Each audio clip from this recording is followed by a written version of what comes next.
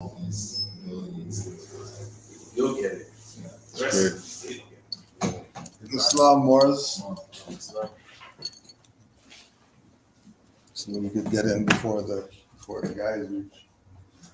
5 on the left, 2 on the right. Allah, the Father of the universe. Allah, the Father of the universe. Father of love. Father of love. Truth. Peace. Freedom.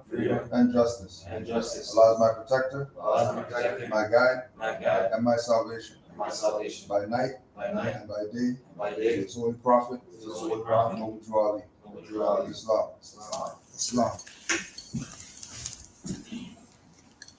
Prophet warns all Muslims, governors ordered to read proclamation at each meeting.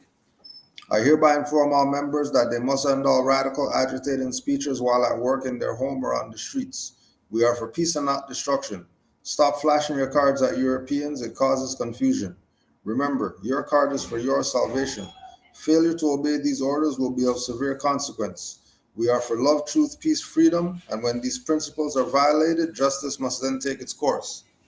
Any member or group of members who hold malicious feelings toward the temple or the prophet or violate the divine covenant of the Moorish movement will receive their reward from Allah for their unjust deeds. All true Moors will and must obey the law as laid down to them by their prophet. If they lose confidence in their prophet, they should turn in their card and button, cease wearing their turban and fez, and return to the state where I, the prophet, found you. This is a holy and divine movement founded by the prophet Noble Ali. And if the prophet is not right, the temple is not right. The prophet, therefore, is sending out a divine plea to all Moorish Americans that they do their part in protecting their prophet and the temple. This is an everlasting movement founded by the prophet through the will of Allah to redeem his people from their sinful ways. Noble Ali. Islam. To be proclaimed at every meeting. Islam. I am glad to know that I have a few faithful Moors among you all, and I desire for them to know the truth and the divine truth. There is a host of jealousy about me and the movement now by the same people of our side of the nation that claim that it was only a joke and unreal. But now, since they have found out from the government officials and the nations of the earth that this is the only sole foundation that all Asiatics must depend upon for their earthly salvation as American citizens, they are working every scheme that they can to disqualify me so they may take charge of the situation. I have notified all these things to you long ago in the past. It is through the faithful Moors that attribute to the movement and uplifting funds. The ones that paid their divine respect to me and the movement will be remembered. That is why I am calling upon all faithful Moors to increase their faithfulness to me, your prophet, and your divine Moorish movement. I need finance and I need it badly. Never before have I needed finance so badly as I do at present, so I can shove aside the discord that is facing the nation.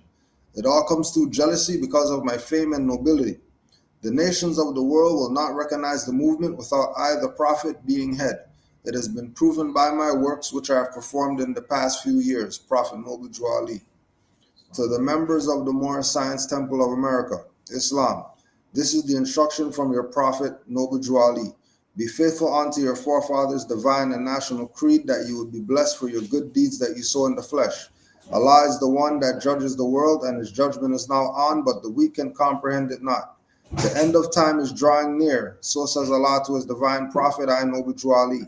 And that's why many hearts have been turned to stone. Many have eyes to see but cannot see, ears to hear but cannot hear, lest they would be confounded of their sins. These are trying hours now, dear Moors, and every evil spirit is moving. And they are trying every weak mind to overthrow and drag out the true foundation that has been laid, and to cause confusion in the minds of the ones that do believe.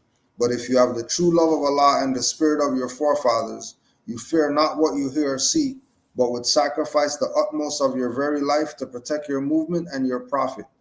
Watch your enemies, dear Moors. Your enemies are the ones that speak against your prophet and ridicule him to the very lowest, and the ones that speak against your divine and national principles of your temples.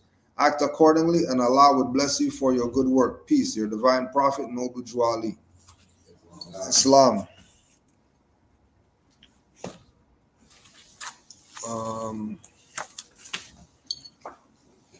So what we're going to be doing is try to at least put out a book or two per class, a few sessions. We're going to be these more to for a few sessions, we're going to be just pulling books and just reading books. So if you have any books of interest with, whatever relative to our story that you think the more should pick up on, you could start compiling those and bringing them in so we can put out some reference points to the people to go and get themselves right. So today's book is The Historical Origin of Islam, Walter Williams. We wanted to skim through some of this relative to the Islam idea and how Jwali was bringing everything together while people have it as these separate, different things, whether it's school of thought, whether it's religion, whether it's whatever. He was to unify everything, and everybody else is trying to do that with it. So this is from words from the author, Walter Williams. Oh yeah, the quote on the cover: "There has never been a man that ever walked the earth in human form by the name of Muhammad, the prophet of traditional Islam, the faceless Muhammad. Religion and religious literature through Western institutions are controlling the world masses via churches, mosques, synagogues, the news media, and the organized academic system. This is enforced by the power that control the world politically, the powers that control the world politically, militarily, and economically. You must further realize that you were not born with a religion of any kind. Man gave you a religion and God, not your creator, creatress. Your creator, creatress provided for you everything needed for you to spiritually sustain yourself for a lifetime. By not understanding your natural spiritual connection with the universe, you allow man to confuse and substitute your natural given spiritual birthright with one of his man-created unnatural religions. As this information is examined, it will also lead persons in the diaspora, in the African diaspora, to understand why they must escape the bondage and destruction of Islam and other man-made religions such as Christianity, Judaism, Black Hebrewism, Buddhism, etc. They must learn of our African ancestors' spiritual way of life, particularly the ancient Egyptians. We must resurrect ancient Egypt into our consciousness, and we must share with our children the greatness of their ancestors, the ancient Egyptians who are Africans, and to learn of the spiritual connection they had with the universe and the creator, creatress as detailed in chapter 1. With this knowledge and understanding, you will begin to find your way back to your own creator, creatress given spirituality and your indwelling spiritual power that's connected to the universe. If I had not written this book, chances are you would not have ever known the true historical origin of Islam. Islamic theology, as taught throughout history and today, will never reveal the true facts to you. Why? Because the European and the European Arab religious and academic communities have erased the Coptic, African, Egyptian, monophysite origin of Islam, either by ignorance or purposefully, thereby creating a totally European and European Arab worldview of Islam. So on the way here, talking with the Uber driver, he's Korean. So, go through the whole thing, where are you from, blah, blah, blah, all the stuff or whatever. And he was talking about how he didn't really understand religions, because as Korean, they don't got religion. They have a way of life. They don't have a religion. The ancestors they honor are who's going down the line, and they know them by name, going back how much ever hundreds, thousands of years. Like knowing all of them going back, right? As far as their connection to the, you know, the ancestors or the ancient times or whatever, right? Now he did acknowledge that as a Korean, he knew that everybody on the planet comes from one African woman.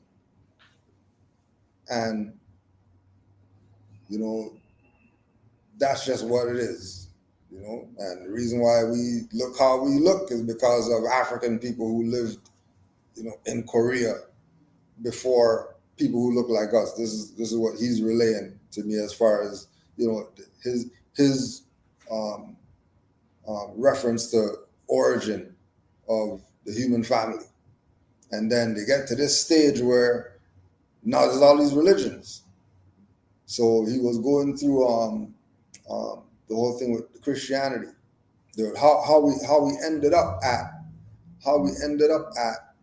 the place of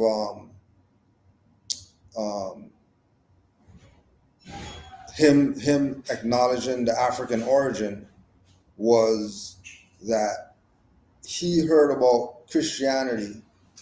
He heard about peace and love, brother. How are you? Assalamu alaikum. Peace, bro. How are you? Yeah, just come and have a seat. And if you have any These are brothers, they also every time they wanna speak with you, they wanna see you guys. Yeah. Peace, bro. Yeah, so we're just reading out of this book and just having some discussion.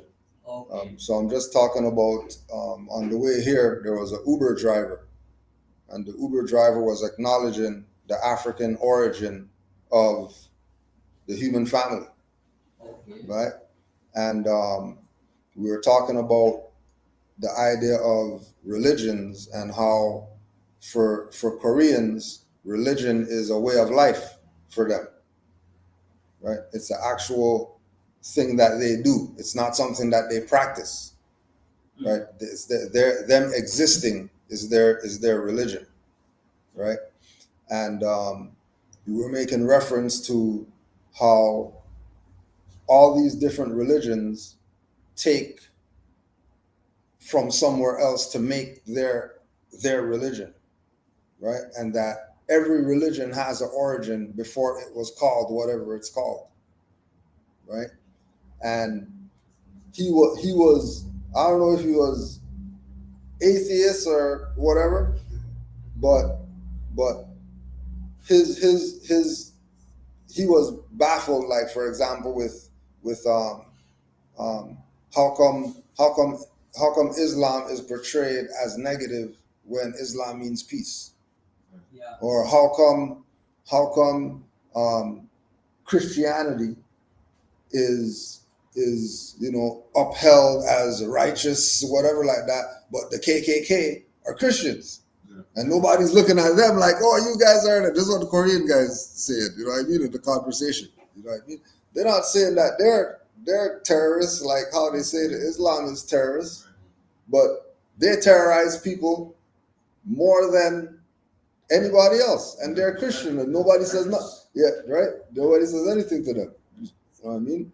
So it showed that there's once you start at national principles of people knowing who it is that they are and knowing their culture, you can have conversations that are going to lead you into figuring out whatever issues we have as a people, as humanity, and that the saving grace isn't just going to come from one way. You're going to have many different avenues where you're going to go to find your salvation, to find your peace, to find your whatever it is that you're searching for in the realm. And going back to the Korean again, there wasn't a religion that he presented as his religion, right? how he said it was that their way of life is what they think is the religion. The thing that they do every day is their religion. So we go back to conclude to say Islamism. Right? Right. Ultimately. Right. Right? You having your relationship with whatever that universal energy force is. You having a relationship with them, not you through that guy, through them, and then you get to the you and them's direct connection. And when we're going back to in the teachings that if man is a thought of Allah, then man is a direct descendant of Allah. Man and Allah are absolutely relative and connected. And there's no separation like how they look at it, like God's there and then the people are here, and the only way that they can connect is through this guy standing in between him and them, or because they put down some offering, or because they pray, or because they whatever it is that they say they're going to do.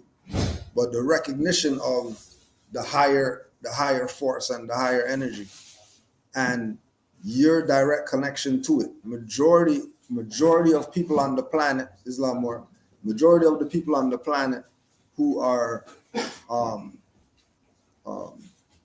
thinking people, right?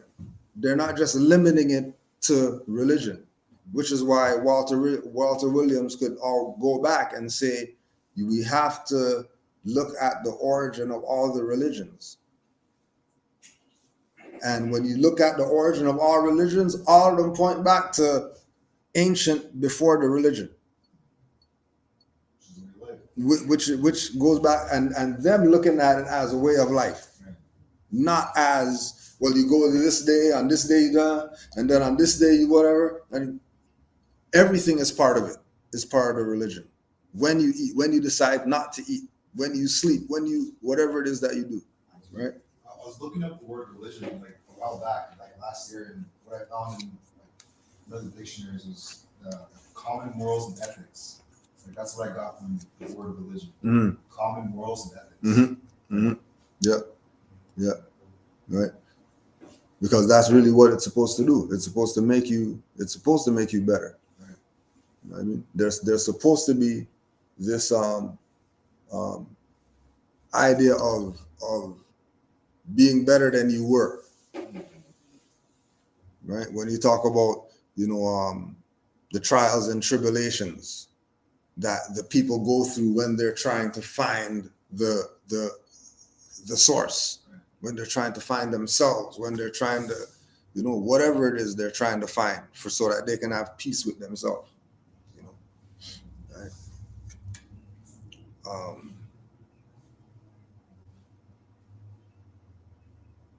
Since we as an African people living in America have been spiritually disconnected from our ancient Egyptian ancestors, we do not think and live our lives as subjects of our own ancestral historical experience. Therefore, we allow man to introduce to us one of his man-made, spiritually dead, unnatural religions.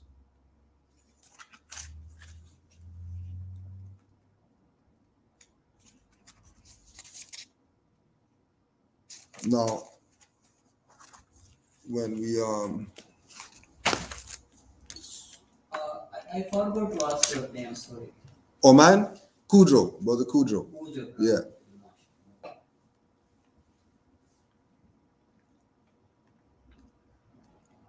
There's one of the writings of Noble Drew Ali, What is Islam? Right. And again, the idea of where we go with religion is based on it being a right of the people to that. The people have a right to that. Whatever it is that they describe it as, you can't deny somebody the right to their their religious beliefs and practices and customs and all that. Now, with us, people would think our people are black people, right? We don't say we're black people because we know that puts us in a place that rights don't apply. So we identify as the indigenous people of the Americas. So we didn't come over here on a slave boat or any of that type of story, right? We were actually from here. We were born on this side of the land. So when we talk about Islam, in practice, it's going to be different than what you consider Islam to be, right? But the principles of it are the same. So when you see Brother Noor with his turban, with his fez, but then you're asking the question, how come they're not in the mosque as Muslim? It's because of the version of Islam that we're connected to. That the religion that we're connected to is more spiritual and mystic than religious, right? Right. So, but we read from Quran, like you believe on Quran, right? Mm. The Quran is from Allah. Right. So, Allah's message is superior than anything, Mm-hmm. right or wrong? Mm-hmm. Like all of the books, if you collect together, whole world, Yeah. put in one scale, Quran, one ayah, it will outscale the whole everything because Right. it is the word of Allah. So we need to do what Allah wants to do us. Right? The Quran is the base. Mm-hmm. Right or wrong? For in the aspect of the message to humanity, right? Yeah. That everybody, this is the rules and the guidelines that Yes. everybody should go by. Correct. As beings on earth. Yeah. Right? Now there's books that predate the Quran, because the Quran's not from the beginning of time. Yeah. Okay. Right? The actual book itself, right, is not from the beginning of time, but the principles are from the beginning of time. But it was changed. These principles were changed with the time. Like with the Jews, once it started from Jews when they received we call it Zabur, right? The Zabur, we call it Zabur, right? So it was changed. Like they have different kind of things they have to do. Something were halal, something were haram, and after that, when Christian came, it was different. Because if Allah was saying, He was sending the books. He sent the book Zabur on Jews, like on Moses. Torah. Yeah. Torah on Musa. Moses. You can continue, maybe I don't have that one knowledge, but you can tell them. So, and for when Jesus came, He sent another book, like the Bible, but they made the changes. Right. Because it everything comes from something before it. Yeah. So they made the changes. Right. But when He sent Quran, like you have the version of Quran, right? Mm-hmm. You have Allah Ta'ala said that now I'm going to take the responsibility. There will be no change. So whatever Quran you read, if I read or wherever you go, all over the world, it is same. It's the same. There is no difference. Right. So we don't have any difference. That Quran is the main book. That is for the guidance of you, me, or whoever. Either it is Muslim or non-Muslim. It is for everyone. He should read. Right. So that would mean that the book is actually a book of life. Yeah. It's not a book of religion. It's not a book of spiritual whatever. It's not a book of. It's a book of life. Yeah, it is the book of life. It's a book of life. But right. For any other person, if he is a Jew or if he is a Christian or he is a Hindu, it doesn't mean anything that book means for him. Mm. For us, it means a lot. Right. Because we take the full guidance, whatever is written. We know that Allah is our God. Right. He is the real God. He sent us this message, and we need to read that message, and we need to act that message first of all. Right. After that, any other literature comes, we can follow. We can follow that until unless we are guided to do so in the Quran. Right. If Quran says do this thing, we first of all, because we know that Allah is our God. There is no other God, right? No other God but Allah, right? Yeah. So whatever he says, what is the proof that he is the God and he sent the Quran to us? But still, if we don't follow, if he says in Quran, like you were saying that if you are a Muslim, you will have to do masjid. I would not say until unless I read in Quran that I would have to go to masjid. Right. Right? Otherwise, it is the best. Yeah, there's certain things that aren't said that are the law, even though it's not said. Yeah. Right? There's certain practices that you might partake in that aren't in there, but you're gonna do them because they're part of life. And it's not gonna be, oh, you're wrong if you do it or whatever. It's not a negative because you do things that aren't there. There's certain things that are just part of life, that if we look at it from the perspective like how you said, there's no greater God but Allah. Yeah. Even if the Christian said God, he means Allah. Yeah, He's just saying God in his language. Somebody says whatever they say as the God. That doesn't separate from what the supreme being is. It's all the same, because we know that the origin of man being one with the Creator comes from our ancient foremothers and forefathers. Correct. It's not a modern thing that people can change. But now we need to see the vision of Allah. Instead, if he is calling Allah like a Christian, he calls Allah is my God. On the other hand, he says that Jesus is his son, and Mary is his wife. So what is Allah is going to do with him? He is not going to accept these kind of allegations, or will he accept? Or if they are doing something at their own, and they are thinking that they are right, but actually they are wrong. So Allah is not going to accept that thing, because He clearly sent us the Quran. So they should not do it, and we should not do it unless Quran says something that you should do it. Right or wrong? Mm-hmm. I have a question. The Quran, what does it say about man honoring man? Man ordering? Honoring man. Honoring. Does it say honor Allah alone, or does it say honor man? I don't know what kind of man you are talking. Like, man in general, like, prophets, anybody. Yeah, of course, you need to respect all the men, Peace. all the humans.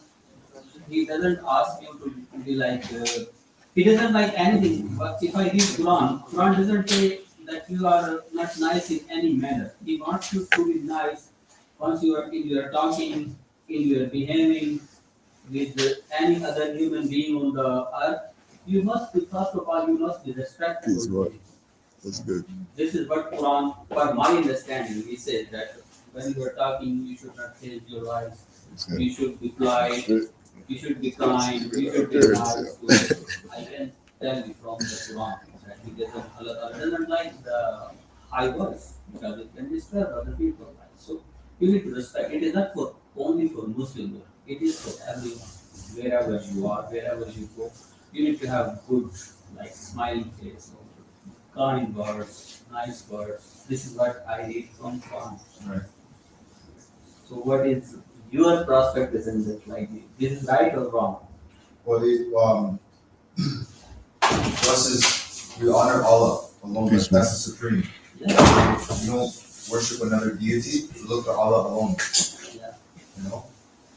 So that's why I was asking if there was anything that mentioned anything about honoring deities. So I think we can come only 15-20 minutes. Next time we are gonna stay longer with you. Yeah, no problem. We can discuss and we Yeah. come on the similarities, because we have to go for prayer now. Yeah. You're telling me. Yeah, it's all good. So Yeah. 15-20 minutes or half an hour. Yeah, no problem. As they meet, we will join you. Yeah, we'll be in touch though. Nice to meet you. All right. Salam, brother.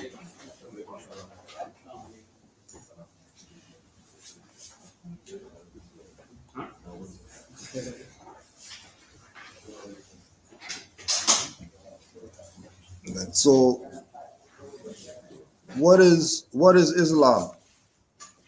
Islam is a very simple faith. It requires man to recognize his duties toward God Allah, his creator and his fellow creatures. It teaches the supreme duty of living at peace with one's surroundings. It is preeminently the religion of peace. The very name Islam means peace. The goal of a man's life, according to Islam, is peace with everything, peace with Allah and peace with man. The Quran, and that's what you were just asking about, right? The Quran, the holy book of Islam, tells us that the final abode of man is the house of peace, where no vain word or sinful discourse will be heard. The holy divine prophet Noble Juali says that a follower of Islam in the true sense of the word is one whose hands, tongue, and thoughts do not hurt others. Object of man's life, according to Islam, is its complete unfoldment. Islam teaches that man is born with unlimited capacities for progress. Islam does not support the idea that man is born in sin. It teaches that everyone has within him the seed of perfect development, and it rests solely within himself to make or mar his fortune.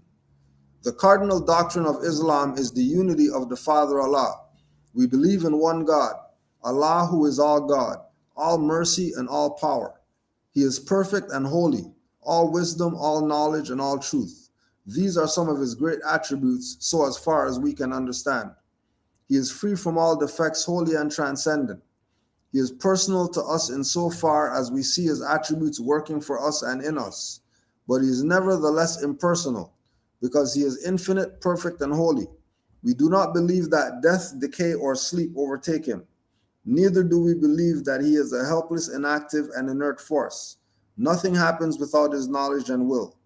He neither begets nor is he begotten, because these are the trails of a frail and weak humanity. This unity of Allah is the first and foremost pillar of Islam, and every other belief hangs upon it. So, going back again.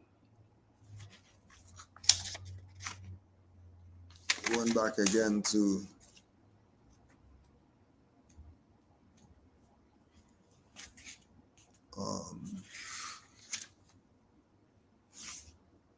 historical origins of Islam.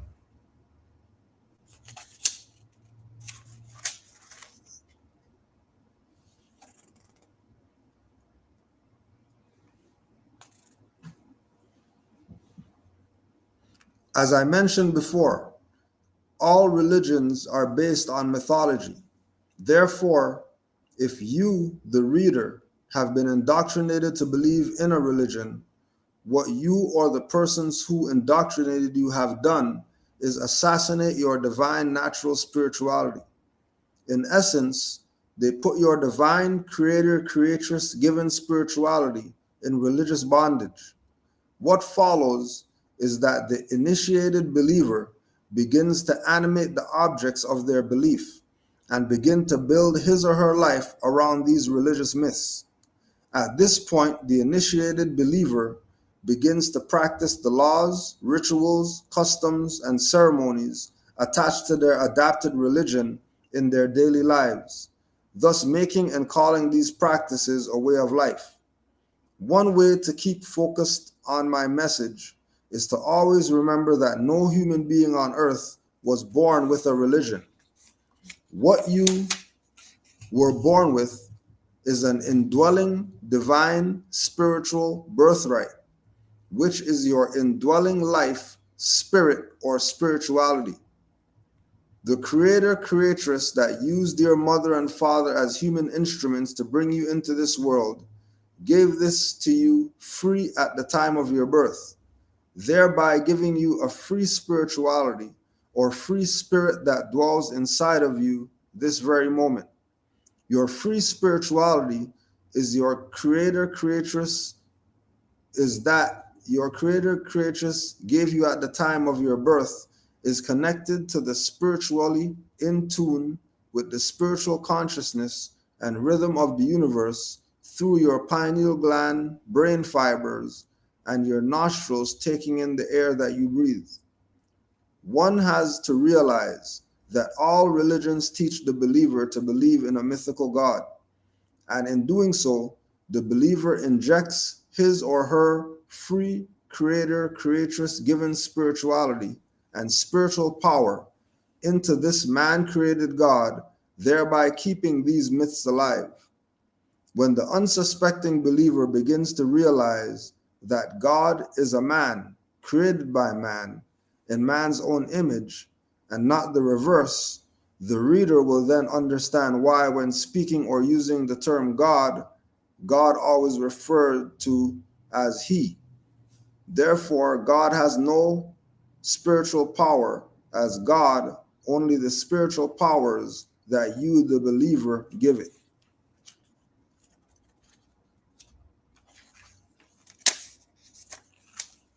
Now there was any thoughts before we continue on?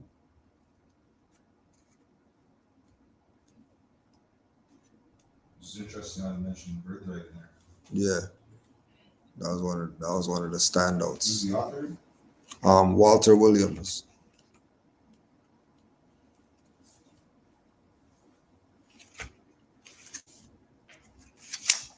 Pardon my freaking mark the page.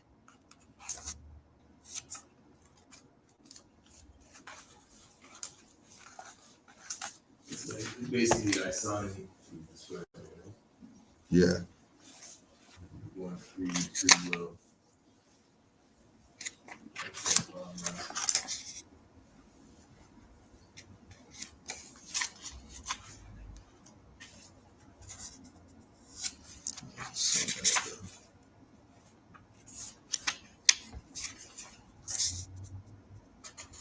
Okay, we'll go here for now.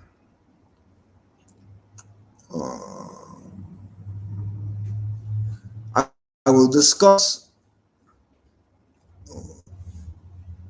after Al-Fatuhat came the second book, Fasas al-Hakim, the Bezels of Wisdom or Mosaic of Precepts. This book was undertaken in Damascus, Syria in the beginning of 1227 ACE and completed near 1230 ACE. I will discuss this book as a main topic as we read further. I will continue to follow the life and biography of Ibn al-Arabi as he moves from place to place in Africa. While in Africa, Ibn al-Arabi not only wrote his two best-known works, he also wrote and kept a diary of his sayings, thoughts of his spiritual revelations, or his hadiths, a term used today in Islamic tradition among the Muslims for the sayings of Muhammad. I will continue to use the translation of Mulavi Husani to give an example of the sayings of Ibn al-Arabi. Sayings or hadiths of Ibn al-Arabi. The speech of a knower must be in accordance with the understanding of the hearer, his weakness and permanent hidden prejudices. The speech of a knower must be in accordance with the understanding of the hearer, with the weakness of the hearer, and with the permanent hidden prejudices of the hearer. If you find it difficult to answer anyone, do not answer him. His vessel is full and he does not require an answer. An ass knows more than one who knows only something about the unity of God. Flee from suspicion. Many people give direct opposite interpretations to sayings of scholars. If a knower gives out what passes in his mind, The veterans consider him to be ignorant. The Orthodox retorts and shuns him. The truth is, God has given his beloved miracles, which are but a kind of the miracles of prophets. It is not improper to talk in their own way because some scholars are not able to understand them. So with 6, for example, when we're getting into studying this information and then people are approaching us about what this is about and how to whatever like that, there's no permission slip you need from whoever to tell somebody else about their birthright, right? A need for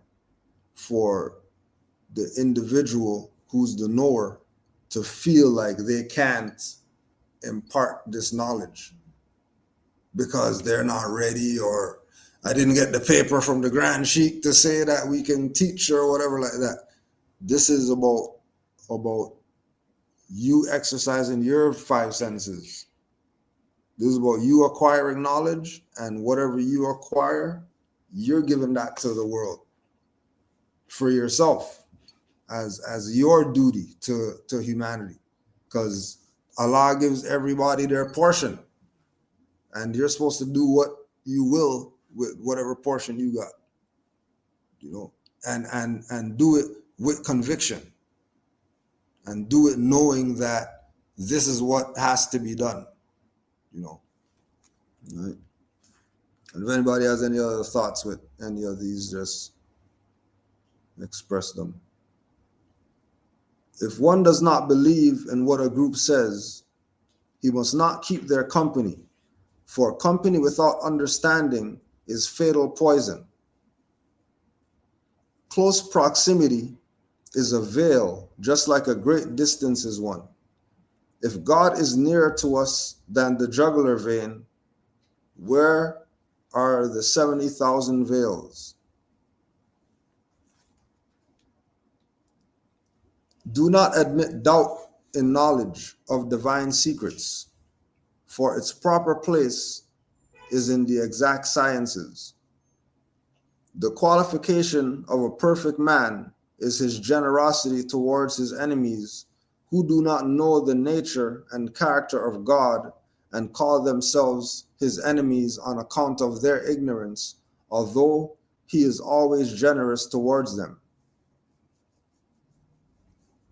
The qualification of a sheikh is that he should possess all the discipline may require of him, not miracles and illumination. The Sufi is one who drops away the 3 eyes. He shall not say for me, with me, or my wealth. That is, he must not attribute anything to himself. Supplication is the marrow of worship. It is through the marrow that the limbs are strong. Similarly, it is by supplication that the devotion of a worshiper is strengthened. A man cannot attain the stage of perfect knowledge if he ignores a single injunction of any of the Prophet's religions. He who claims this stage and transgresses any of the injunctions of the faith or any other faith is a liar. Complete ignorance of God is sure knowledge of God. That goes back to when you have the people who are doubters and you send them to prove you wrong, and then they find out more stuff that's going to back you than the stuff that they're going to find to go against you. Right? Going back to the thing of when you're presented with people who have ignorance,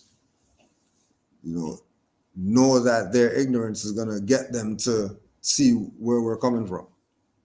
Just like people have been ignorant of Moors and we don't know what, but vaccines now, and everybody wants exemption. people who dissing, people who are talking crazy, people whatever, they're gonna make up exemption to not be able to take some shot or whatever. All that is our stuff. That whole idea of put up the wall between you and them and just do whatever it is that you're doing on your side of the wall. Because what they have on their side, you don't necessarily need what they have over there. You know?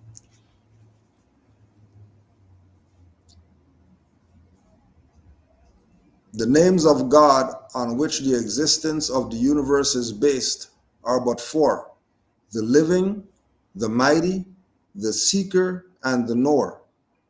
And it is through these four names that his being a God is proved. He who deviates from the code never attains anything, though his fame may reach the heavens. He who deviates from the code never attains anything, though his fame may reach the heavens. God the Merciful has prohibited the blind followers of Malik, Ahmed, Noman, or others. I am not a man who says Ibn Hazm said so and so, Ahmed said so and so, and Noman said so and so. O pearl, divine white pearl, that is in a shell of dark mortality, art made to dwell. Alas, while common gems we prize and hoard, thy worth inestimable is still ignored.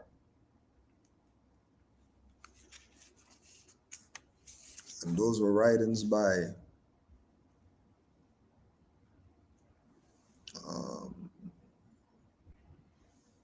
Al-Arabi,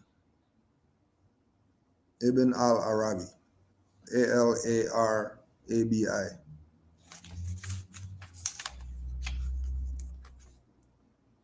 Ibn al-Arabi on God. God is and nothing is with him. This is translated also to mean that existence is identical with him, for it is manifested through it. God by himself makes man obey when he is so pleased, and also judges in accordance with the injunctions given to him. It is obligation that has given rise to the term worshipped. There is no might or strength except through God. God leads you to a good actions and rewards you. So is he designated the magnanimous. If heaven be the reward for what you have done, where is the magnanimity of God, which attributed to him? You are bestowed the knowledge that you are for yourself, but you are not given the knowledge that you are for yourself, but you are for the knowledge about the origin of yourself. If you are not the author of what you seek recompense for, how do you view your actions? Cast off the things and their creator, the sustained and sustainer. God is the spirit and the form of the universe. We must not say that the universe is but form of which he is the spirit. All things are attributes of God. As such, they are ultimately identical with God, apart from whom they are nothing. The whole infinite series of individualizations are in fact one eternal and everlasting manifestation which never repeats itself. Ibn al-Arabi on prophethood. Know that prophethood of man is two kinds. The first kind is from God to man, without an angelic spirit between him and God. This office gives him divine information, which he finds in his own self from the hidden source or through revelations. This information does not include allowance or prohibition, but only impart divine knowledge or knowledge about the truth of the code rules. The second kind of human prophethood is of men who can be called the disciples of angels. The trustworthy spirit comes with a code, in their opinion, from God. He allows whatever he likes and forbids whatever he dislikes. These things took place before the days of my being. Today there is no value to such revelations. It is the function of the angelhood.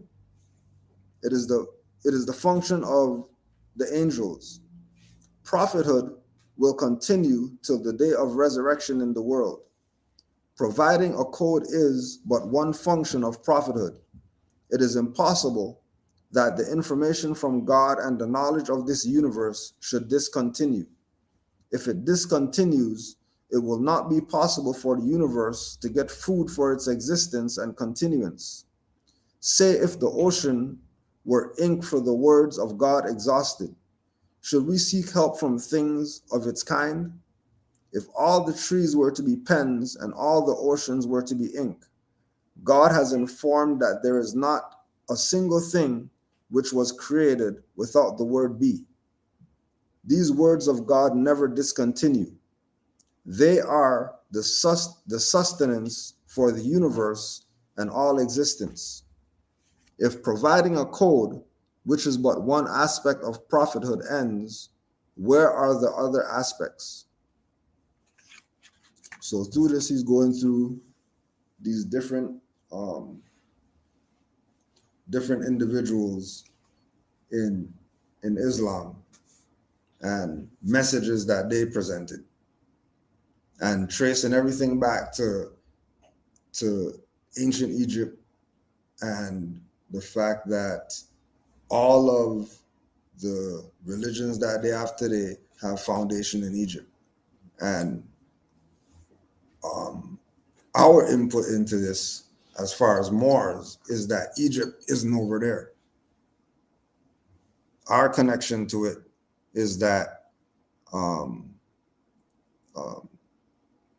the ancient Egyptians and the people who were of the Nile Valley civilization were all ruled by the high priests, and high priests were really the rulers in ancient times.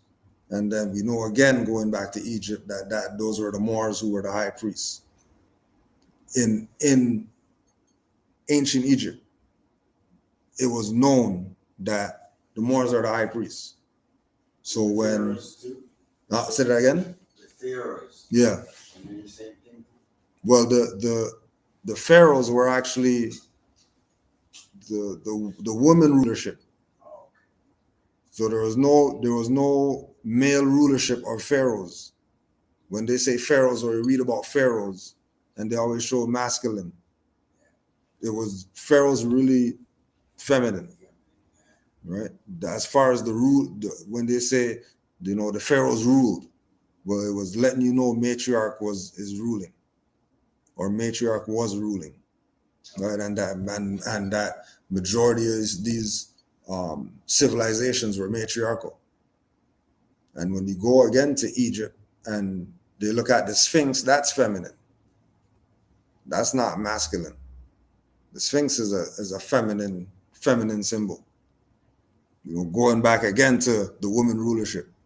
And then they have the statues and the woman is small and the man's a giant in some of the different pharaoh statues and stuff, and they make it, oh yeah, the patriarch or whatever like that. Well, no, he was the protector. That's why he was standing beside her, and he was a giant. Because to get to her, you have to go through him. Right. So good luck getting to her. Is the point. Right. So there's a couple other pages in here. But as he's going through it,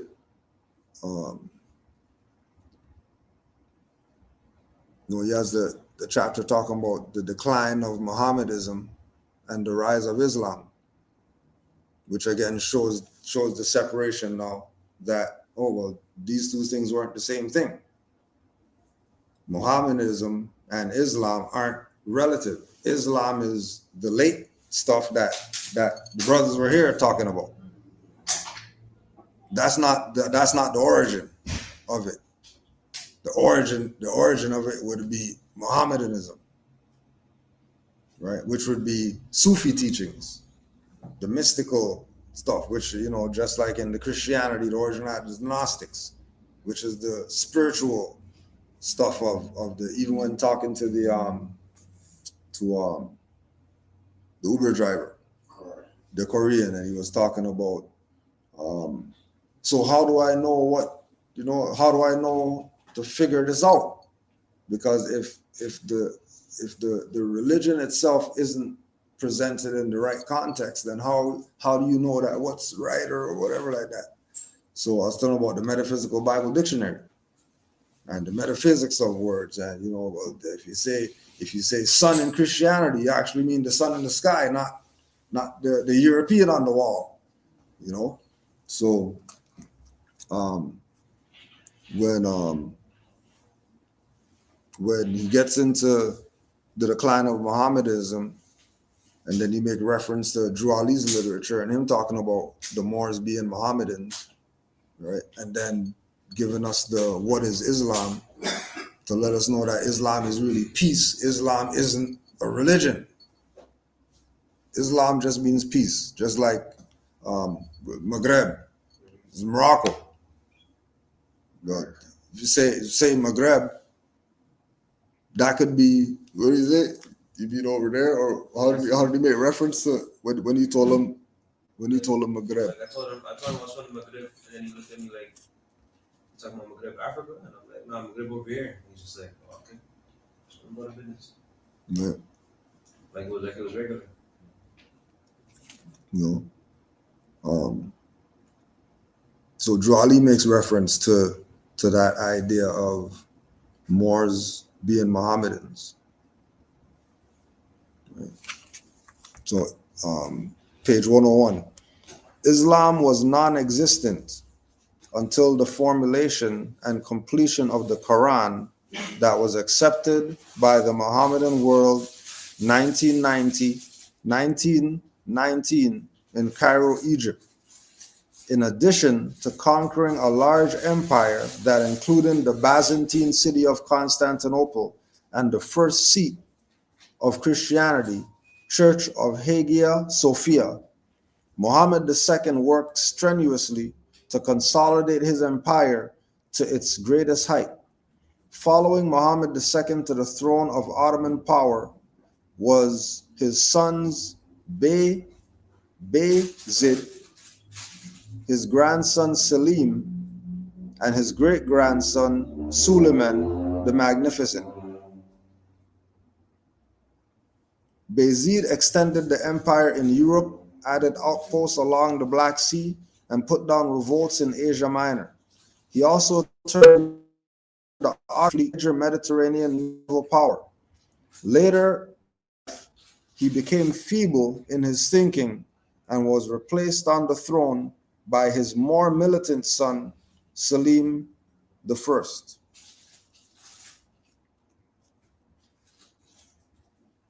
Now, going to all this thing about the Middle East and this whole Islam wave that's taken over or whatever, but the Islam that we read about when they're making reference to these cultures that are what they would say are conquering or whatever, it wasn't Islam like that. It wasn't Islam in the context that, like we say, we see a mosque today and we think go pray. In ancient time, mosque was a school. There ain't no praying going on in there. You're going there to learn. If you're going to the mosque like that, you're not going to the mosque to go do your rituals to Allah. You're going there to go sit with the high priest and obtain knowledge, right?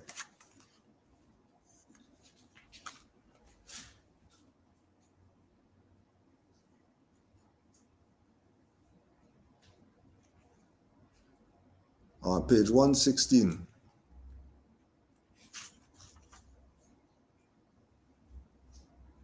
Things to think about concerning Islam outside of Islamic tradition.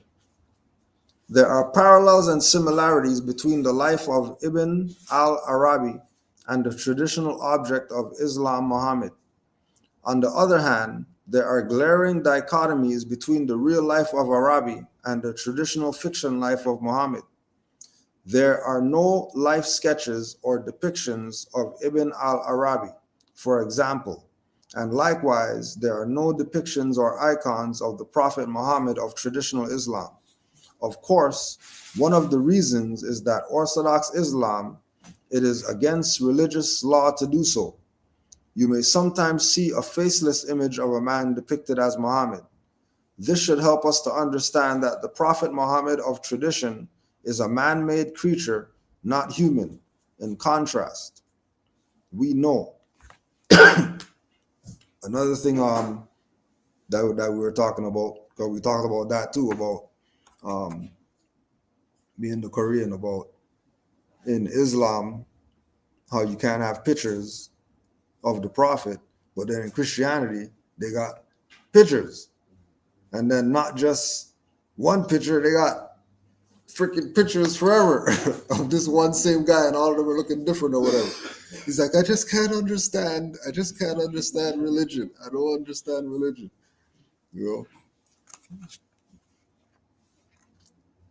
know?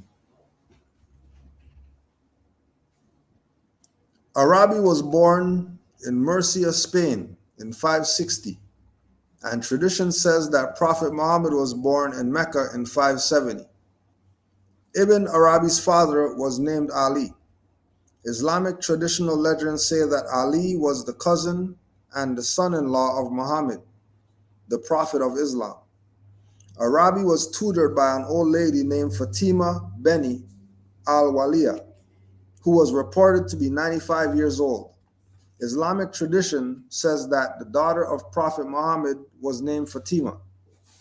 Ibn al-Arabi was a monist, practicing a monist ideology, which is a doctrine that says there is only one ultimate substance of principle, whether mind, matter, or some third thing that is based on both.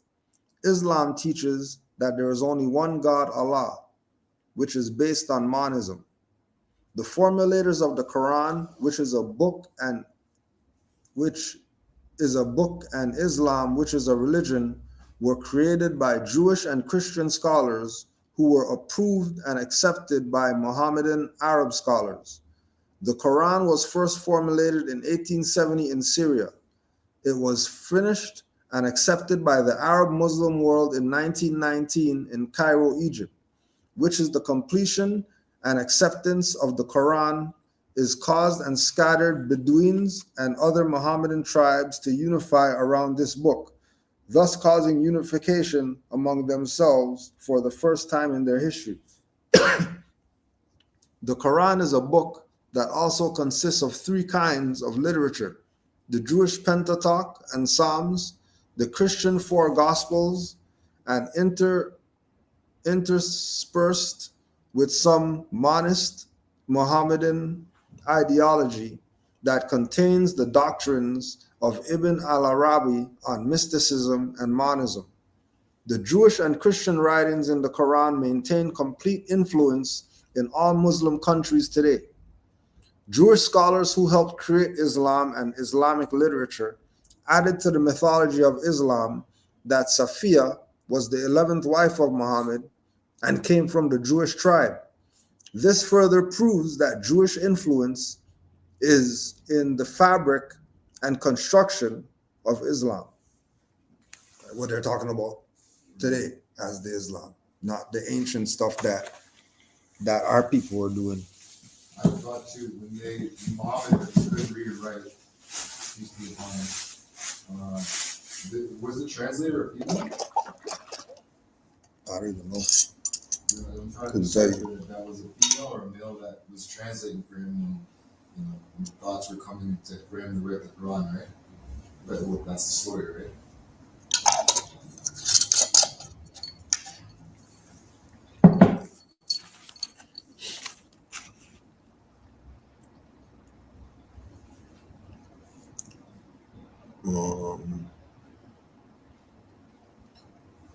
This further proves that the Jewish influence is in the fabric and construction of Islam.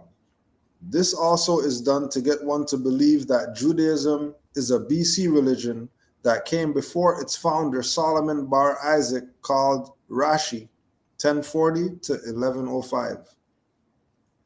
With the Quran came a new name change from Mohammedanism to Islam, thus the birth of a new religion. Geographical Mecca was called Makoraba before it was named Mecca. Likewise, geographical Medina was called Lathrib before it was named Medina. These names were in use during and after the supposed birth and death of the created Muhammad of tradition. Mecca and Medina are part of a systematic effort to make the Quran literal and historical. Remember, Mecca and the Hajj pilgrimage were a mental state of mind prior to the first meeting in Islam's history that was called by Abdul Aziz in Arabia in Mecca. The year was 1926. Note, Mecca is dated by Islamic traditions by using the term according to the Quran. Islamic tradition teaches that their hero, the Prophet Muhammad, was illiterate and was taught the information contained in the Quran by the Archangel Gabriel, and that he retained the entire Quran by memory. This tradition goes on to say that the Prophet Muhammad dictated the entire Quran from memory to a scribe. Question: who and what is the angel Gabriel? In order for me to answer this question, I will have to first introduce you to the Archangel Israfil.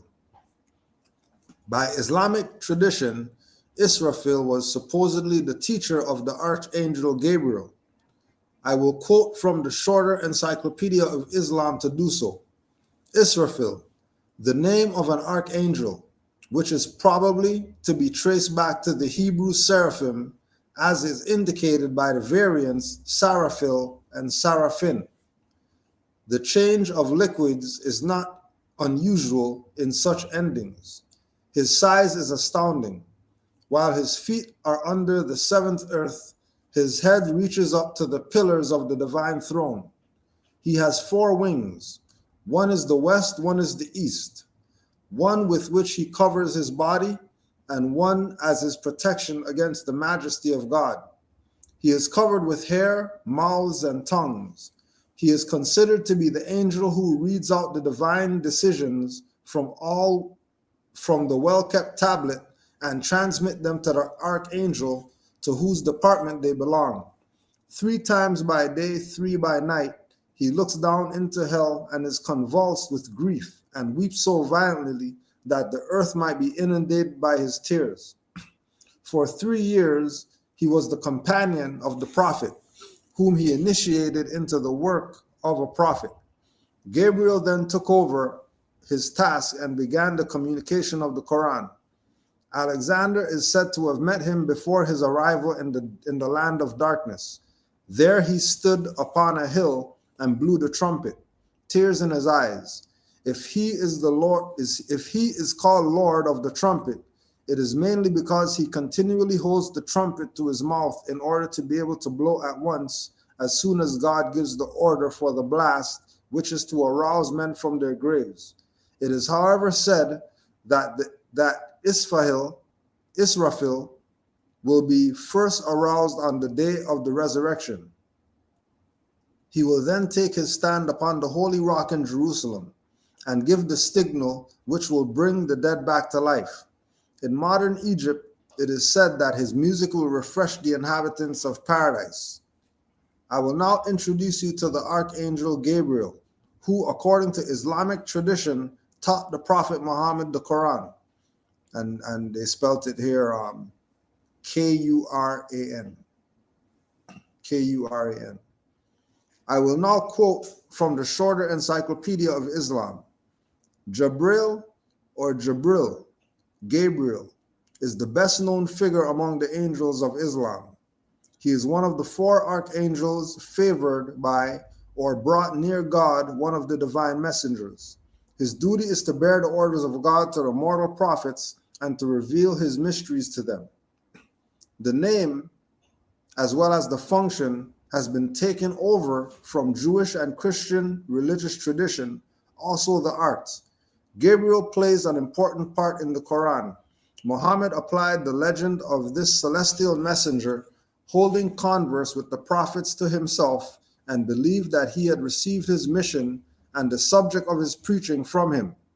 Gabriel's name only appears 3 times in the Quran, but in other and important passages, a certain personage is designated by titles or epithets such as the Spirit, the Terrible, or even indirectly, and in the commentators unanimously recognize Gabriel in this personage. This identification is quite justified by a comparison of the different passages. It is possible that Muhammad did not give a name at once to the spirit with which he felt himself possessed, as the 3 passages in which Gabriel's name appears are late.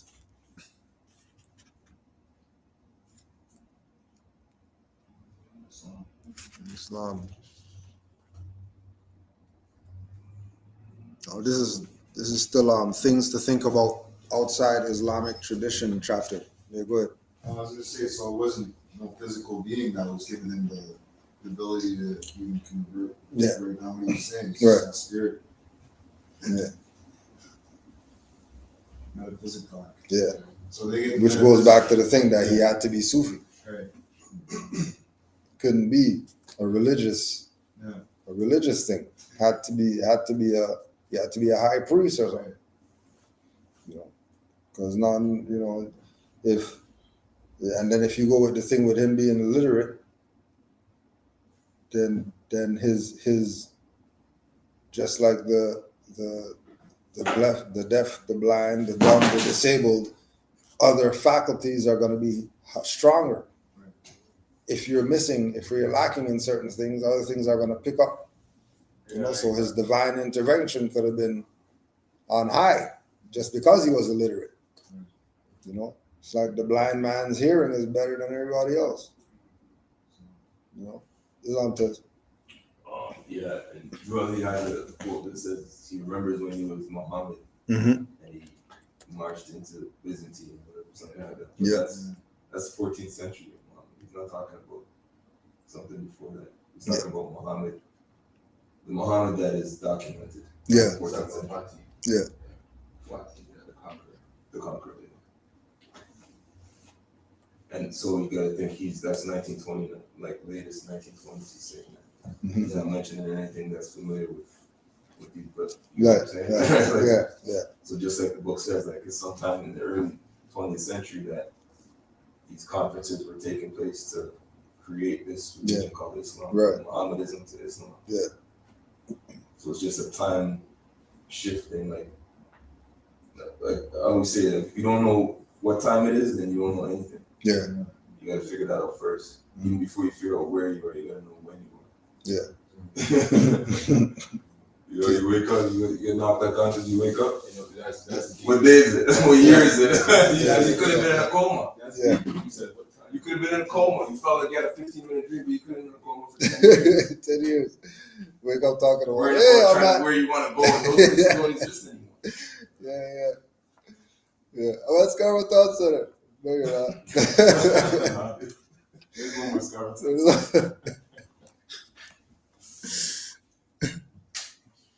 Speaking of coma, I'm reading an article. This guy wrote about a 25-year coma just recently. That's good. He all excited that the Simpsons are still on. Like, nah, bro. Simpsons? Those are reruns for sure. 5 years. That's crazy. That was crazy. 25 years, you sleeping? You just wake up? That's not that. No, but I play with the numbers to, numerology. Yeah. 7, right? That's crazy.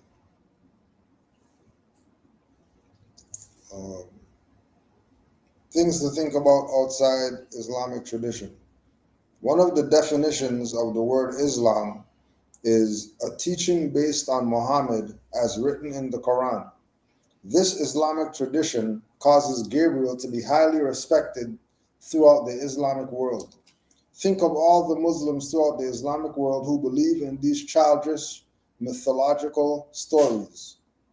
The Archangel Gabriel and Israfil came from Jewish and Christian literature. Without these two bodies of literature, there would be no Quran as we know it today. It is commonly known among most scholars that the Quran contains two bodies of literature, one from the Jewish writings called the Pentateuch, and the second comes from the Christian writings known as the Four Gospels. How can the Archangel Gabriel teach the entire Quran to Prophet Muhammad in the 7th century when the religion called Judaism was non-existent?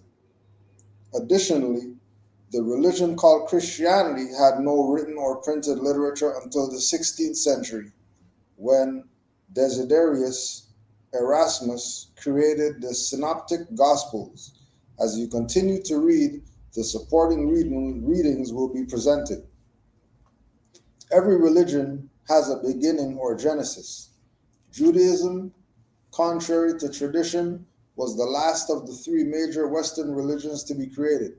However, Judaism was the first of the three religions to print religious literature, which was the Hebrew Bible in 1475 in Bologna, Italy. This is how Judaism merited the position of first, when indeed its development was the third or last to be created. Serapis Christianity was the first. The second was monophysitism, based on a doctrine derived from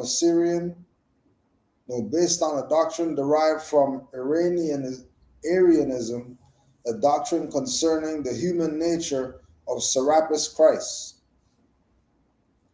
The second reason why tradition teaches that Judaism was the first and oldest religion is that the created Jesus of Christ was portrayed as a Jew in the 4th Gospel, John. Christian tradition teaches that after the death of this Jesus came Christianity, which is purported to be their second religion.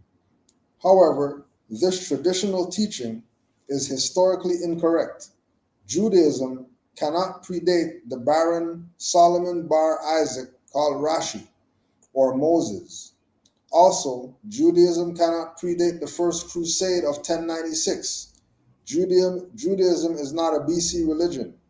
As previously stated, Judaism was the first to produce printed religious literature. This came about in 1475 when the world's first printed Bible, called the Hebrew Bible, was printed for the Christian community in Bologna, Italy, under capitalistic influence.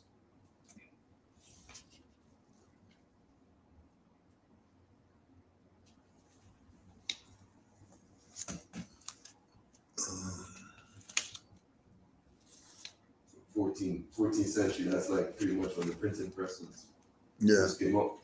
It's a brand new technology basically. yeah.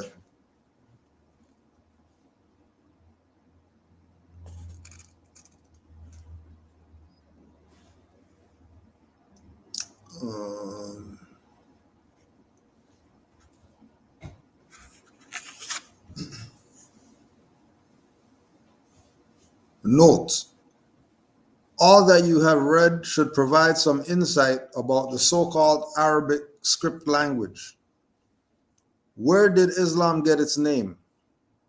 In the family and table of nations written in the Old Testament Bible, the descendants of Adam leads to Noah, who has a son named Shem.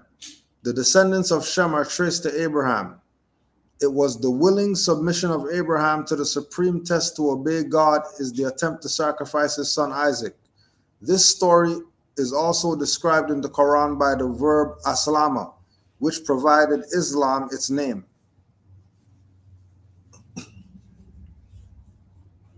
If there were biblical and Quranic characters such as Adam, Eve, Noah, Shem, Abraham, Ishmael, and Hagar, for example, where are the burial or shrine sites for these religious name characters?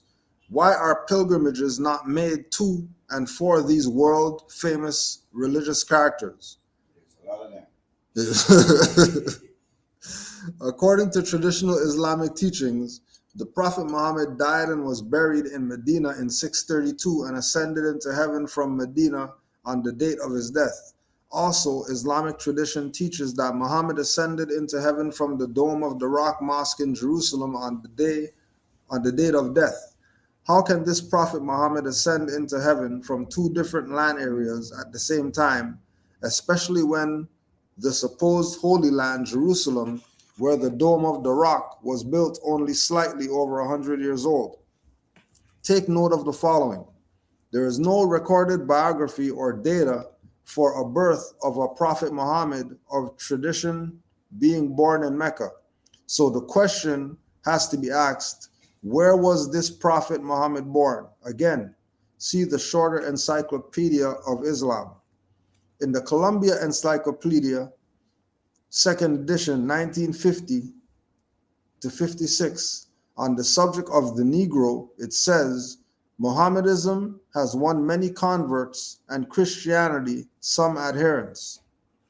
In a speech in New York City around 1917, the black nationalist Marcus Garvey said the Negro practices two religions, Mohammedanism and Christianity. In both the Columbia Encyclopedia and speech used by Marcus Garvey, Islam was not used. Instead, Mohammedanism was used. Think about this statement. To date, the religion called Islam is less than 100 years old. Islam will be 89 years old in the year 2008, counting from the completion and the acceptance of the Quran in 1919 by the Arab world in Cairo, Egypt. Another very important piece of information I want to bring to your attention is the above word and term surah, which is used in the Quran to mean chapters. This term came from Jewish scholars who influenced and helped develop the Quran and the religion called Islam. I will quote from the Encyclopedia Dictionary of Judaism, Surah, a site of a leading Babylonian academy, main center of Torah learning for most of the period between 3rd and early 5th centuries, and in the 8th to 10th centuries when the academy was transferred to Baghdad. So, as one can see, even the term surah came from a Jewish Perk Avot fiction. After considering all that you have read, I want you, the reader, to think about the information that I have provided and use for your analytical mind to think about this information. At this point, you may begin to realize that Islam, along with Christianity and Judaism, is all based on mythology and not facts. Using the words of the great Malcolm X, we have been bamboozled.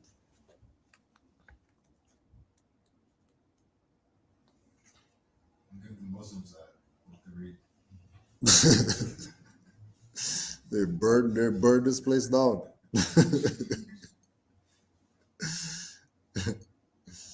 They'll be outside with the pitchforks and the freaking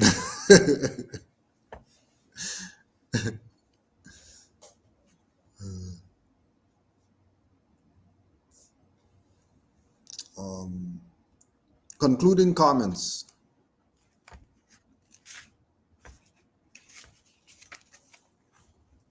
In this book, I have taken you on a journey through history, revealing to you a history that evolved from real people, time, places, and events.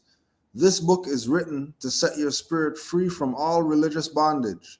Religion and religious literature are tools that Western society uses to control and indoctrinate the world masses.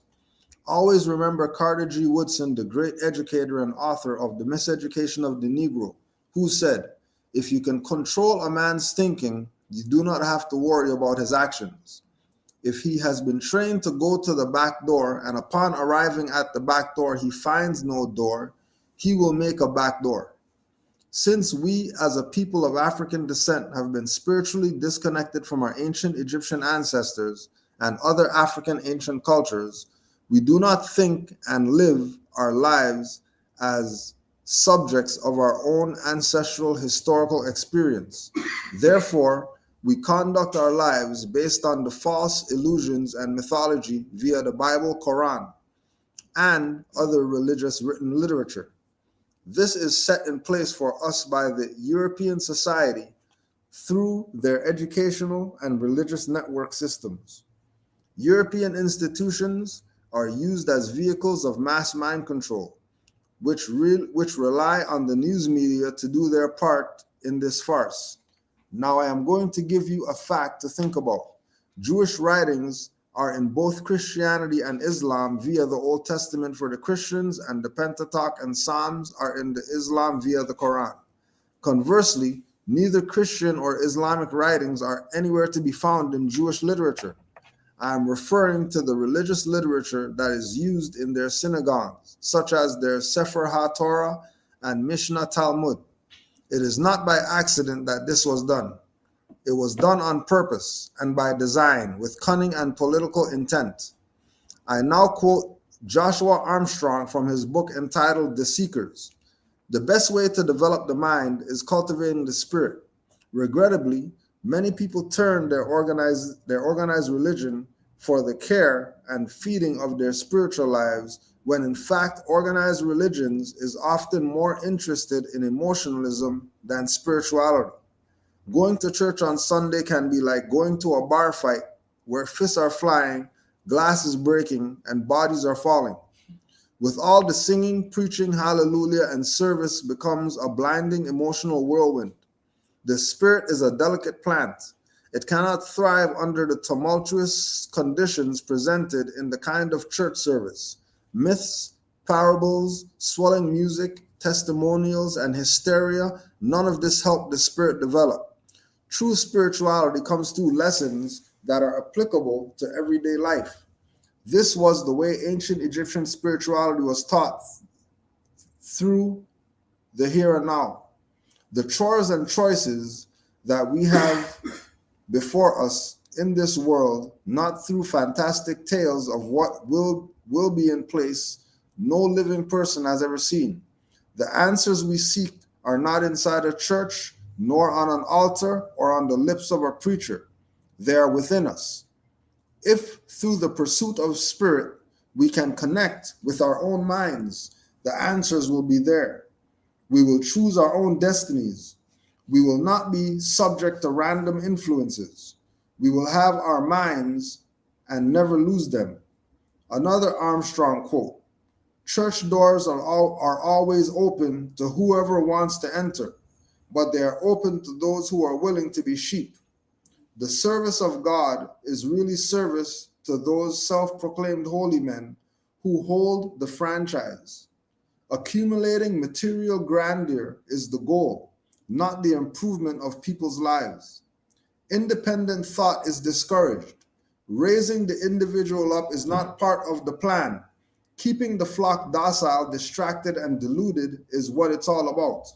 If you, the reader, can understand these quotes, you are now on your way to removing the shackles of all religions and religious literature that have been clogging your spiritual connection with the universe. Further, this spiritual connection that you have with the higher power of creation and the universe was given to you at the time of your birth. You must find your way back to your own indwelling spirituality, and in so doing, you will never have to seek or have the need for religion or God. All religions come packed with a God and religious literature. Christianity is packaged, for example, with a dead Caucasian man on a cross, a dead Caucasian man on the cross, the created creature called Jesus the Christ as God and Savior, along with the Christian and Jewish writings called the Old Testament and Christian writings called the New Testament. On the other hand, Islam comes packaged with a faceless white male image icon riding on a camel called Prophet Muhammad, along with the Quran, which contains Jewish writings, the Pentateuch and the Psalms, and Christian writings, the four Gospels, along with Allah as the God. The man-created religion called Judaism also comes packed with its created characters such as Abraham, Isaac, Jacob, Moses, and the list of names go on and on. Remember, Judaism is not a BC religion. Judaism is a religion that began with Solomon bar Isaac called Rashi, starting in 1080 to 1100. It continued through the ages with other Jewish Tosafot appendix writers such as the grandson of Rashi, Jacob ben Meir, Moses, Maimon, called Maimonides, and a whole group of unknown Jewish scholars, rabbis, and non-Jewish scholars, with all creating the writing their own Parak Avat through the centuries. This religion also comes with its created God called Jehovah or Yahweh. At this point, I want to reiterate what my wife Arnetta told me about God one day. She said, God is an abstract idea that needs human spirituality to give it life. Always remember that God is a term that can be used only in and for religion.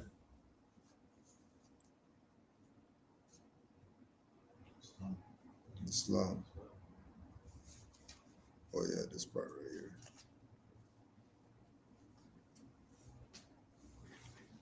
Many times after giving a lecture on the historical origin of Christianity, Islam, and Judaism, I am asked a question. If what you say is true, and there never have been men that walked the earth in human form of any race, creed, or color by the names of Jesus, the Christ, Muhammad, the Prophet, Abraham, Isaac, and Jacob, or Moses, then what do I put in its place? My answer to the above question is you were not born with a religion. Religion was imposed upon you and introduced to you at an early age, an innocent age in your life. Always remember, you were born with a divine spiritual birthright, and that divine indwelling spiritual birthright was given to you at the time of your birth by the higher power of creation, who used your mother and father as human instruments to bring you forth in human form, thus giving you a divine spiritual birthright, which is your life spirit that dwells inside of you at this very moment. At the time of your birth, your divine indwelling spirit or spirituality was connected to and spiritually in tune with the spiritual consciousness and rhythm of the universe. You are connected to the universe through your pineal gland that's connected to your brain fibers, which are connected to your nostrils, taking in the air as you breathe. The pineal gland serves as a conduit between you and your universe. Thereby, you receive the spiritual power to sustain yourself as long as you live.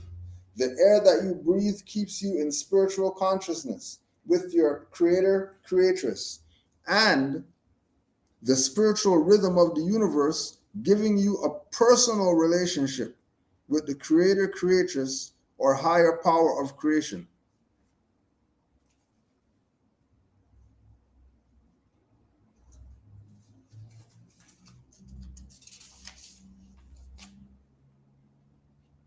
And some of the bibliography.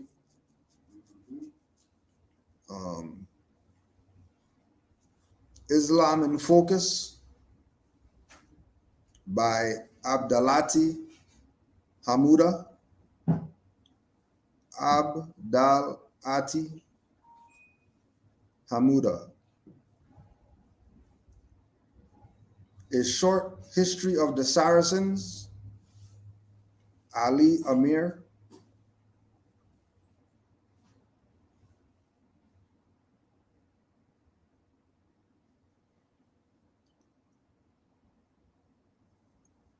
The Seekers by Anthony Bruno and Joshua Armstrong. The Bezels of Wisdom by R.W. Austin.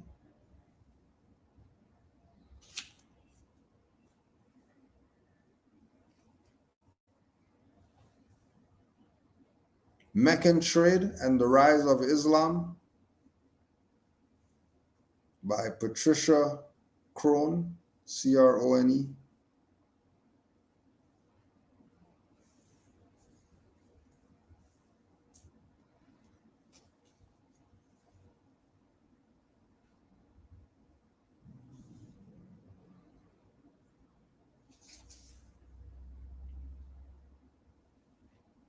The Arabs in History,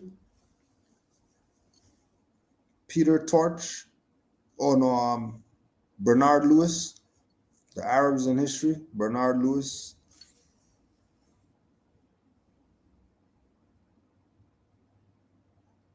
And Walter Williams, The Historical Origin of Christianity.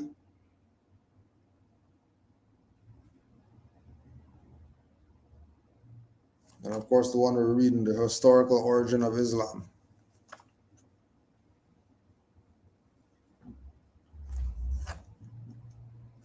Islam, any questions? Questions or comments or testimonials from the week?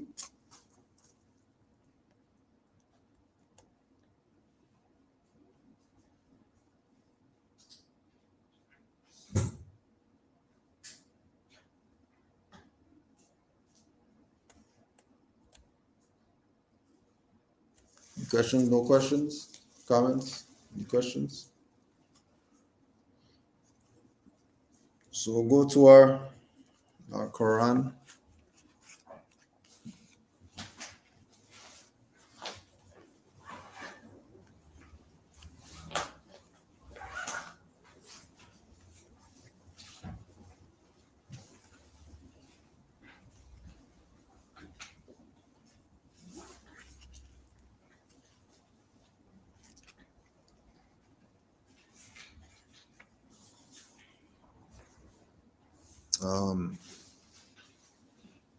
Chapter 12.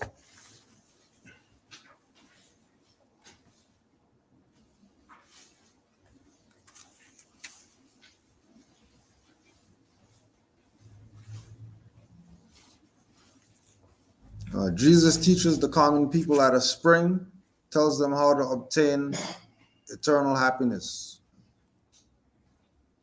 In silent meditation, Jesus sat beside a flowing spring. It was a holy day, and many people of the servant caste were near the place. And Jesus saw the hard-drawn lines of toil on every brow, in every hand. There was no look of joy in any face. Not one of all the group could think of anything but toil. And Jesus spoke to one and said, "Why are you all so sad? Have you no happiness in your life?"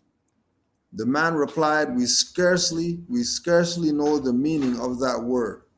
We toil to live and hope for nothing else but toil, and bless the day that we can cease our toil and lay down and rest in Buddha's city of the dead. And Jesus' heart was stirred with pity and with love for these poor toilers. And he said, toil should not make a person sad. Men should be happiest when they toil. When hope and love are back of toil, then all of life is filled with joy and peace. And this is heaven. Do you not know that such heaven is for you? The man replied, of heaven we have heard, but when it is so far away, and we must live so many lives before we reach that place. And Jesus said, my brother man, your thoughts are wrong. Your heaven is not far away, and it is not a place of metes and bounds. It is not a country to be reached. It is a state of mind. Allah never made a heaven for man. He never made a hell. We are creators and make our own. Now cease and seek for heaven in the sky. Now cease to seek for heaven in the sky. Just open up the windows of your hearts, and like a flood of light, a heaven will come and bring a boundless joy. Then the toil will be no cruel task. The people were amazed and gathered those close to hear this strange young master speak, imploring him to tell them more about the Father God Allah, about the heaven and that men can make on earth, about the boundless joy. And Jesus spoke a parable. He said a certain man possessed a field. The soil was hard and poor. By constant toil, he scarcely could provide enough food to keep his family from want. One day, a miner who could see beneath the soil in passing on his way saw this poor man and his unfruitful field. He called the weary toiler and said, "My brother, know you not that just below the surface of your barren field rich treasures lie concealed? You plow and sow and reap in a scanty way, and day by day you tread upon a mine of gold and precious stones. This wealth lies not upon the surface of the ground, but if you will but dig away the rocky soil and delve down deep into the earth, you need no longer till the soil for naught." The man believed, "The miner surely knows, and I will find the treasures hidden in my field." And then he dug away the rocky soil, and deep down in the earth he found a mine of gold. And Jesus said, "The sons of men are toiling hard on desert plains, and burning sands and rocky soils are doing what their fathers did, not dreaming that they can do aught else. Behold, a master comes and tells him of a hidden wealth, that underneath the rocky soil of carnal things are treasures that no man can count. That is the heart. The richest gems abound, and he who wills may open the door and find them all." And then the people said, "Make known to us the way that we may find the wealth that lies within the heart." And Jesus opened up the way. The toiler saw another side of life, and toil became a joy. Islam. Wow. If you have any thoughts on chapter 12. Like how 10 speaks about, now cease to seek for heaven in the sky. Just open the windows of the heart. It's like, just open the windows because of love and abundance. So it's just like, when time opens the windows, it's going to come from. It's just going to come in. Yeah. Just was like the light of heaven will come and bring the boundless joy, and toil will be no cruel task. Mm-hmm. So, yeah.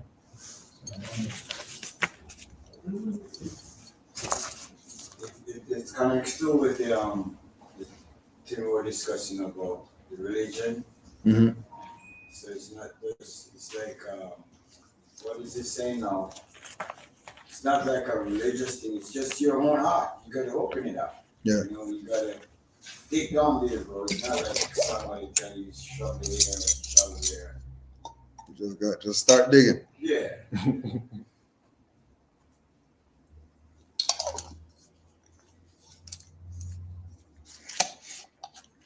Any other thoughts?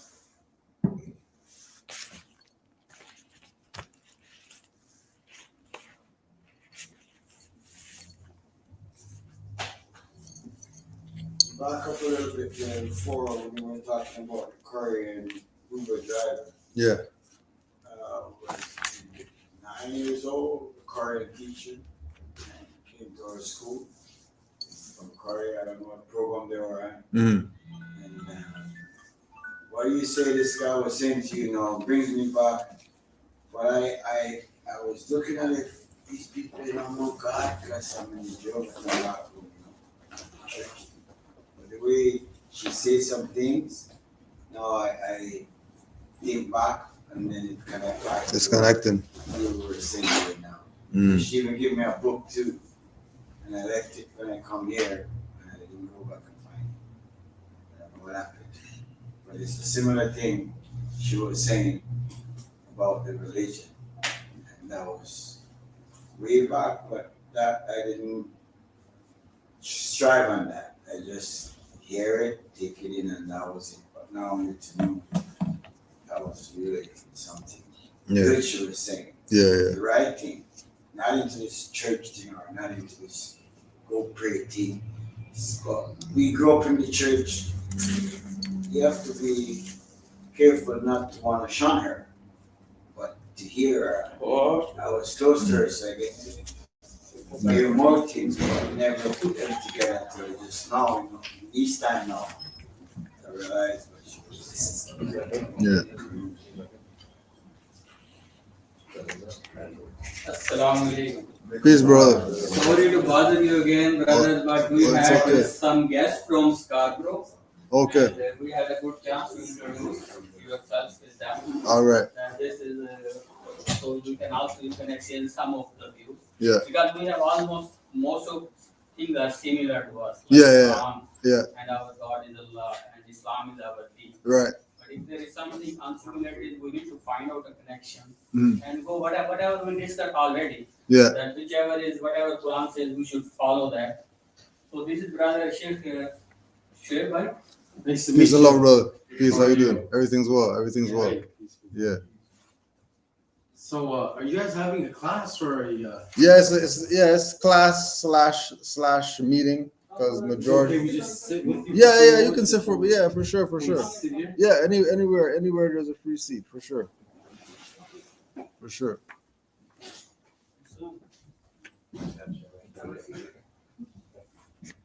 Thank you, brother. Yeah, we're just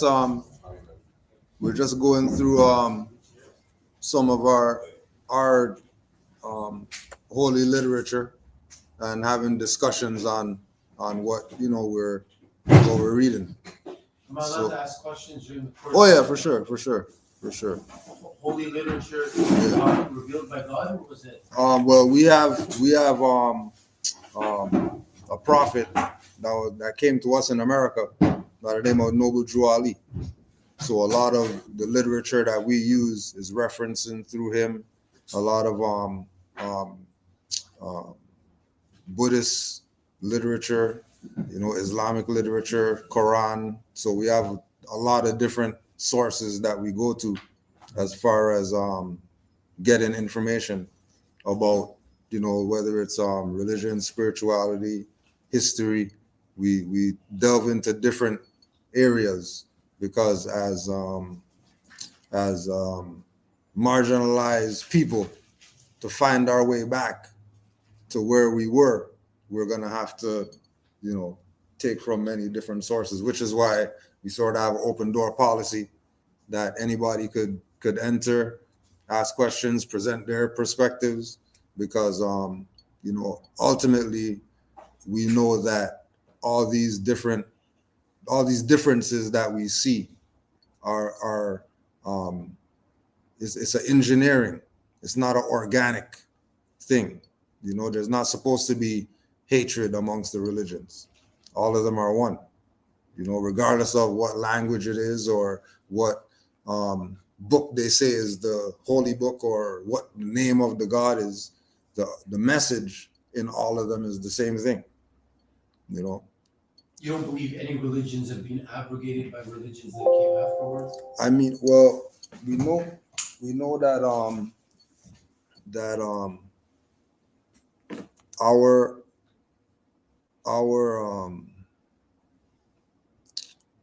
ideals, a lot of the ideals that we have that are like we were just reading about, they're things that were put into us. They're not really our own, because we look at our family, our descendants, all these people were colonized or have colonial mindsets just based on the names that they have. If we were to go around and we ask people who are Muslim, Buddhist, Judaic, or whatever religion, their name is going to be referenced to who they are. But then when you look at people like us, we have more European names than anybody else, and that's due to misrepresentation of history, misrepresentation of religion,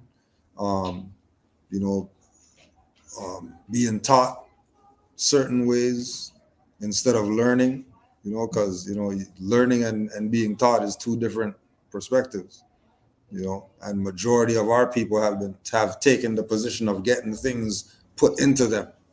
And what we're doing with what we do is clear all that out and then put the right information in so that we can start making the right decisions or living on a better frequency, being one with the universe, being one with the creator, being one with our fellow man, that there's no disagreements, for no reasons. You know what I mean? Is it possible to do everything you just mentioned by adhering to only one religion? If that religion is dealing with divine law and universal principles, most definitely. Have you found that in any one particular religion until now? Well, I've found that there's aspects in every religion. You know, to say that one has it, I wouldn't classify it as a religion. So what if I one wouldn't has say all of it? I wouldn't say that if the one that has all of it, it's probably not a religion. It's probably broader than the concept of a religion. It's a way of life. Let's say that. And then if it's a way of life, then it's not a religion. It's not a thing that somebody has to belong to and they have to whatever. The principles of it that they're living by. The credo for that Right. religion. So for example, with us, right? We're guided by our principles. And our principles are love, truth, peace, freedom, and justice. Now when we take those principles and apply them to all the different religions, all those principles have a place. That no one's gonna look at any one of those principles and say, well, nah, we don't want to deal with that one. Majority of people are gonna see those 5 principles and they're gonna relate to it in a positive manner. And in terms of beliefs, Our angle is that belief is just the first step. Where we want to be is at fruition. what is it that you believe? No, it's not belief for us. You know, like it's not we believe, it's we are. You know, like I said, if we say like, okay, for example, if I say, what do you believe? I believe in one God. Right. I believe in prophets, Mm-hmm. all of them. And I believe that Muhammad, peace and blessings be upon him, is the last and final messenger. So that's what we the Muslims believe. Right. We believe in all the books as they were revealed from above the heavens. Mm-hmm. We believe in angels. We believe in the last day, the day of accountability. Everyone is going to be made to stand before God and question for everything good and bad that they did in this world. Right. We believe that everything good and bad, destiny, fate, divine predestination is decreed by God, and then we believe in the life hereafter. Right. You believe in all these things? All those things. You believe that Muhammad was peace and blessings be upon the last and final messenger of God? We believe that Muhammad is the seal of the prophets. So the last. He's the seal of the prophets, but he's not the final prophet, because we don't speak Arabic as people who are on this side of the world, right? This side of the hemisphere. And it's taught that when the prophet comes to the people, he's going to be speaking the language that they speak. So all the prophets, right? So our revelation of that is Noble Drew Ali, that he's the Muhammad of the Americas. But not a prophet of God. But well, I mean, if this might just be the one discrete, subtle difference between you, everything you said respectfully, and right, us. Right.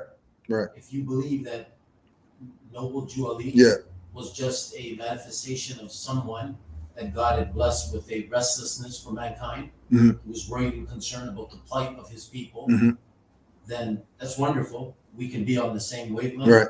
However, we believe that in terms of receiving divine revelation, Muhammad was the last. Right. Which you know, for your people and your salvation, that is right and exact. But when we look at the teachings of Noble Drew Ali and put those with the teachings of Prophet Muhammad, there's things that are in there that apply directly to us as people on this side of the hemisphere that Muhammad didn't talk about, didn't even bring up. For example? For example, that we're not Negro, black, colored. Well, that's what the Prophet addresses in his final sermon. You know, that we're not, we are identified by a national origin. We're not We're identified by colors. We're identified, according to our prophet Muhammad, by our closeness with God. Right. That's what defines us, not the color of our skin. Right. Not Right. the language that we speak. He Right. spoke about this in his final sermon. Yeah. There's no preference to be given to a white over anybody else. Right. No. Right. Right. Yeah. Not only that, to add to what you're saying is that the color thing that they're using is not only the color, they also call us minority. They call us colored, black, and Negroes. And then our names we had, like before, Right, before colonialism, yes. I have a Christian name and a surname that doesn't belong to a so-called African or so-called, doesn't belong to you. So those are one of the things that, one of the main things that noble joy brought for us and to instill in us who we are, knowledge of self. But I think this is what Muhammad's preached as well. One of his greatest companions is black. Bilal was his name. One of his other companions is a Roman. One is from Persia, and he's Arab. What I'm saying is I think it might be lower something. It feels kind of chilly. you're misunderstanding me or something. Just check that. Because even the word black is only 500 years old. But Muhammad was here long before 500 years old. So the word black would never mention when he was here. Because black just comes since English term. And that's when we get crafted over here. Part of how we get crafted over here. With these different names that doesn't belong to us.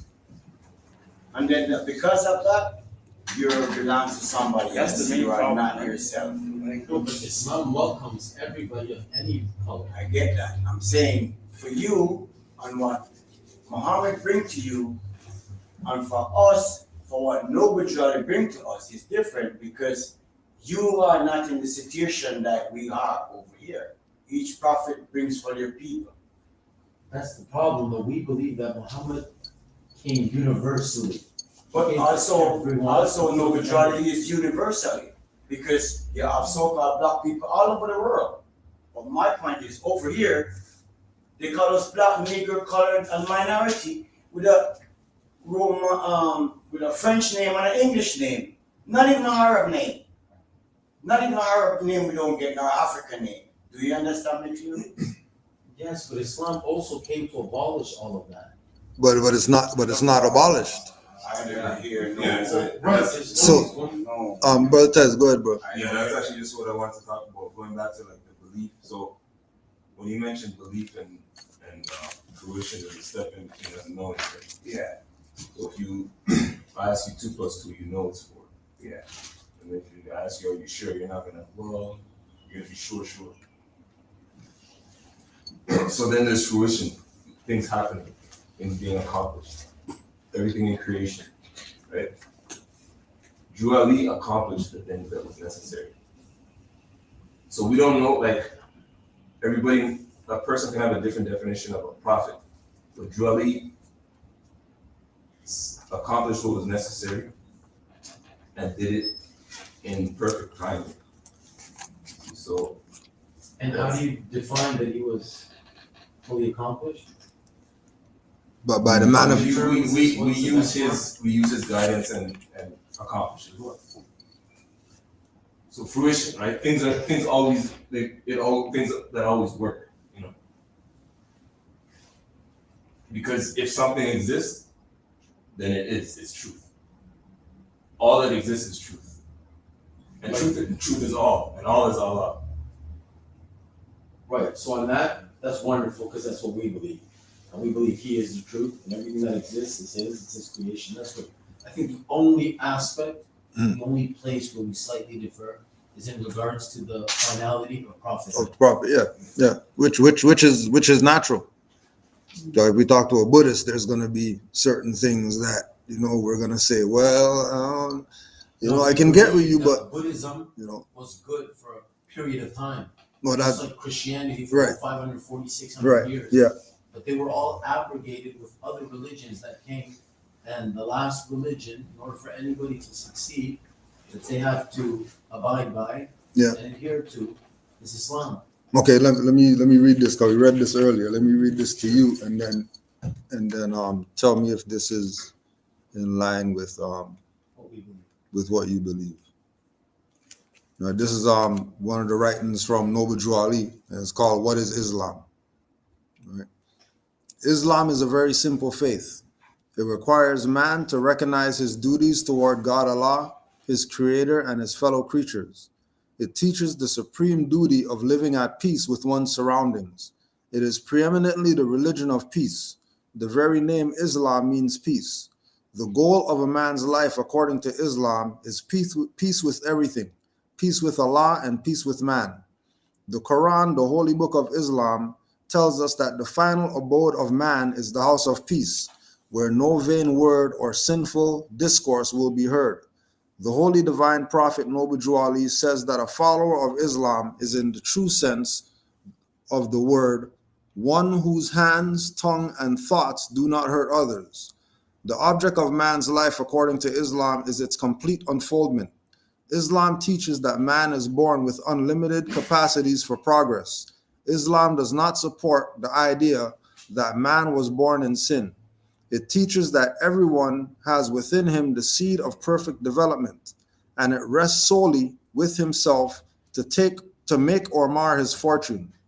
The cardinal doctrine of Islam is the unity of the Father Allah. We believe in one God, Allah, who is all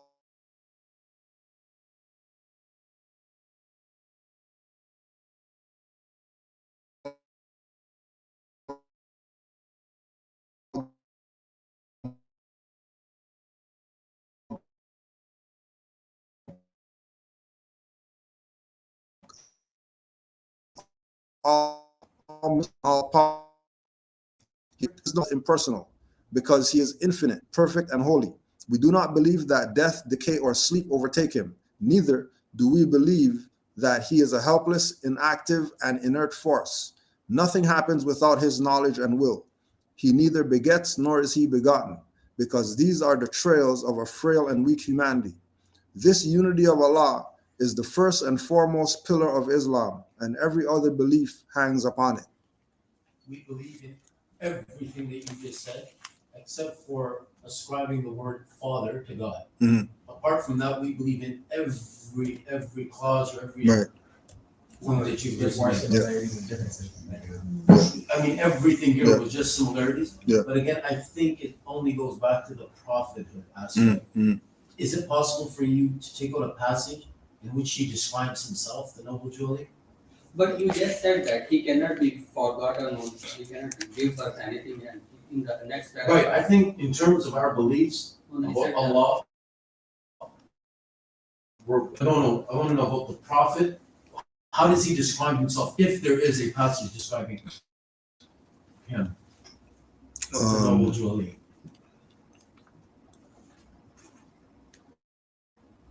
There was, from the literature I've read, it doesn't really describe him. It wasn't about himself. It was about humanity at large. It was never about himself and describing himself and how his life is. I mean, the other people are going to describe him.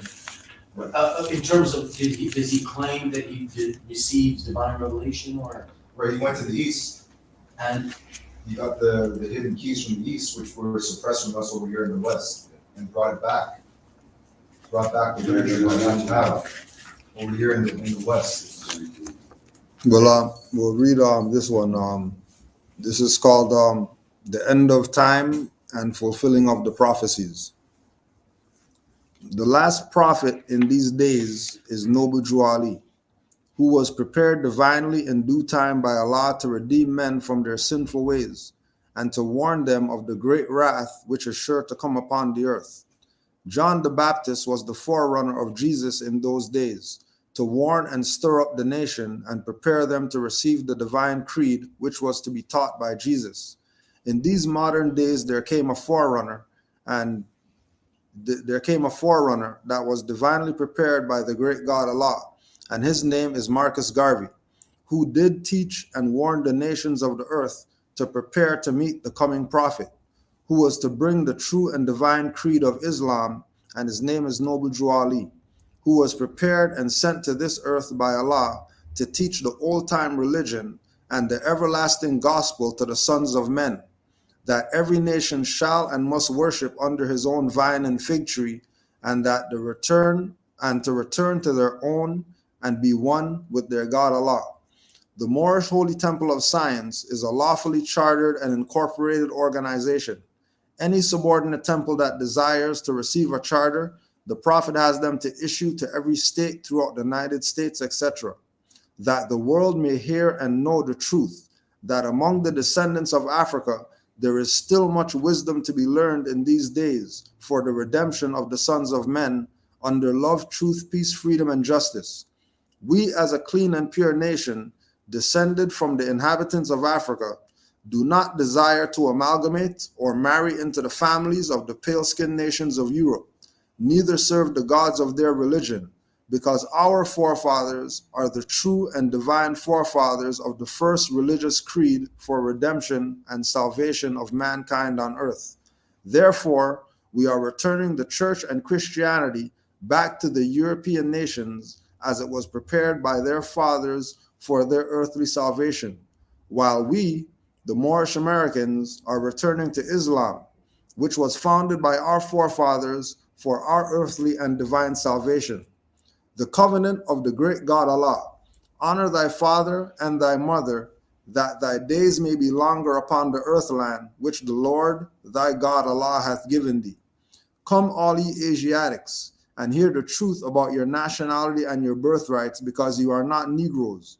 Learn of your forefathers' ancient and divine creed, that you would learn to love instead of hate. We are trying to uplift fallen humanity. Come and link yourselves with the families of nations. We honor all true and divine prophets: Muhammad, Buddha, Confucius, Jesus, etc.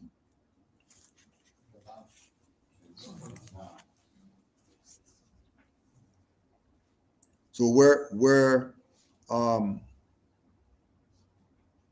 at is that we honor all the prophets and all the teachings. Follow in particular the noble Jew. But we follow the steps in the sand that we follow are Noble Jew Ali steps. But Noble Jew Ali follow Buddha steps, Muhammad steps, Jesus steps, Confucius steps, ancient Egyptian steps. It's not just his steps. His steps are a culmination of all the steps of the people who were before him. But he came specifically to the what we say the Asiatics of North America, who didn't have a nationality, who didn't have a religion, who didn't have certain things that everybody else has, which is why certain people in the world are prosperous and certain people are downtrodden, because they strayed away from the path of their foremothers and forefathers. Brother Tez. Yeah, and that's the key part too, is we acknowledge that nationality is spiritual, so you're important. The spirit has a nationality. Whatever nation you're from in the spirit, you're also responsible as a member of that nation. Allah, in other words, we believe Allah creates man in nations. So the spirit, you understand? So my spirit is a Moorish American spirit. Not just my body, my spirit as well. And so that's one key thing, is that because of that now, it's a very significant thing. It's a good thing. Nationality is good. We don't consider it to be bad or divisive.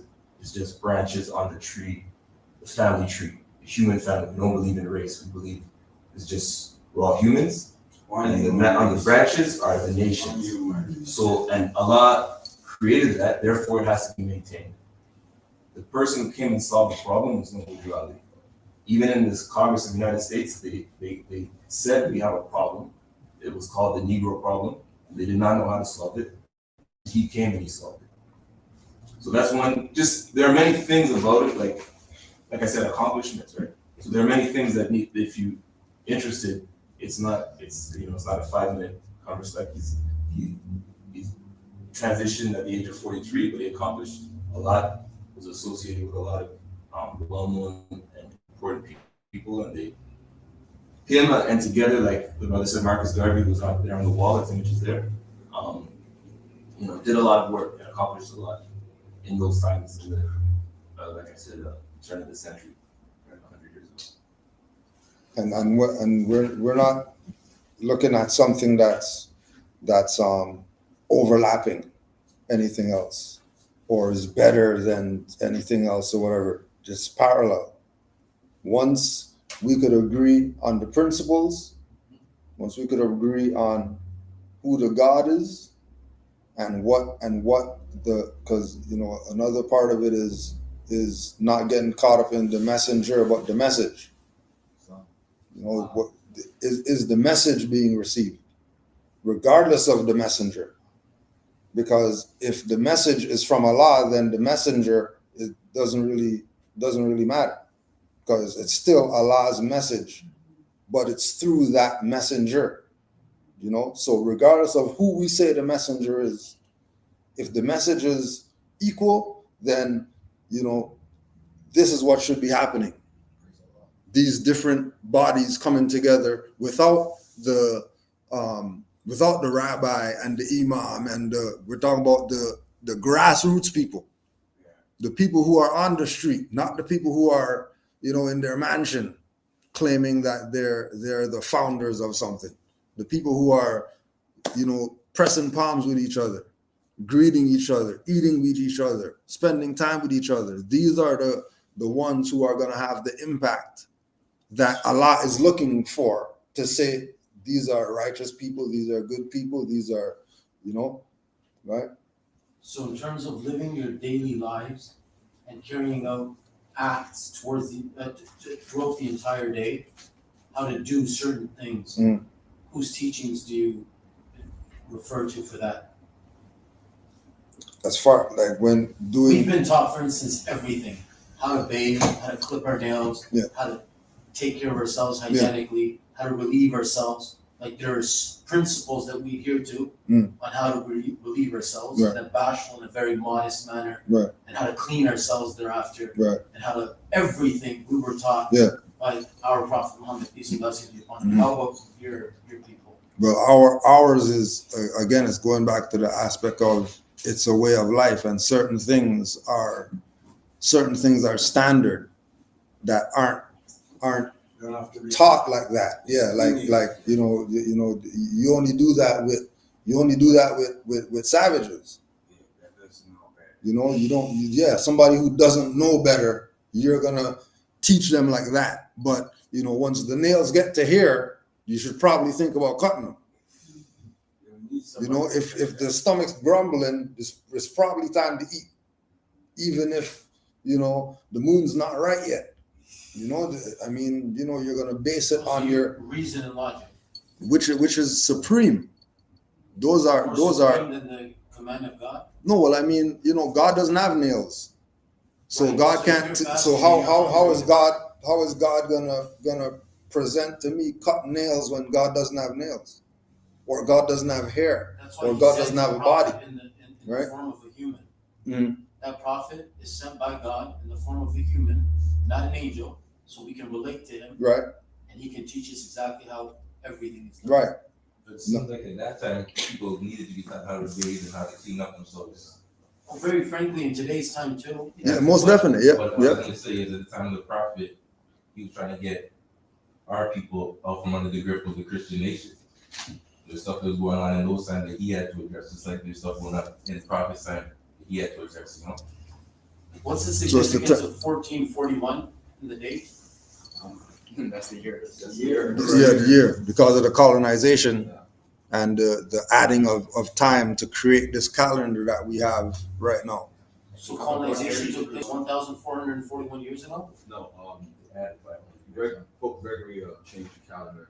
So I think they added 580 years. The calendar that we use today? Christian calendar. That was made by Julius Caesar. No, that's the Julian calendar. Right, the Gregorian one? The Gregorian calendar. Okay. So you don't use either of those. You use 1441. Going back for ancient world. Yeah, because if you follow, right, you just randomly chose a number. No, it's not random. They added the time. They added the date onto our calendar. Yeah. So we're just going back to what our ancestors had it as. Oh, okay. So add the years to that number, you're gonna get where we are right now, with the so-called 2021. 2021 we are now. Because if you've read the Treaty of Peace and Friendship between the Emperor of Morocco and the United States, they have two different calendar dates. If they're included. So Morocco plays a significant role in this Mhm. religion as well? Well, it's Morocco. This is Morocco. Like what you call the Americas, it's Morocco. It's an inheritance, right? Yeah. Again, it's spiritual because It's kind of we did not create the Atlantic Ocean, right? But we were here. Our ancestors, some of them were here. That's like how these communities, most of them are even exist. So that's an honor that we give on Thanksgiving, right? Because otherwise, we would be giving too much. It doesn't, like, regardless, the rest of the world can think of it or look at it however they want. But this is Morocco. Like they said, Maghreb, Maghreb, the western land. Far west. The far west. Are you talking about when the world was still one? Pangea? That's before. Well, no, but how long has it been since it was A couple million years maybe? So that's what I mean. Like, Okay. so for us, like, this is Morocco because there's Okay. people here since then. Sorry, I have a question also. Like for the prophethood, you believe on Quran, like these are the words of Allah, right? So prophethood is a very significant thing. It is not given to anyone. Yeah. So how come that Allah sent a prophet?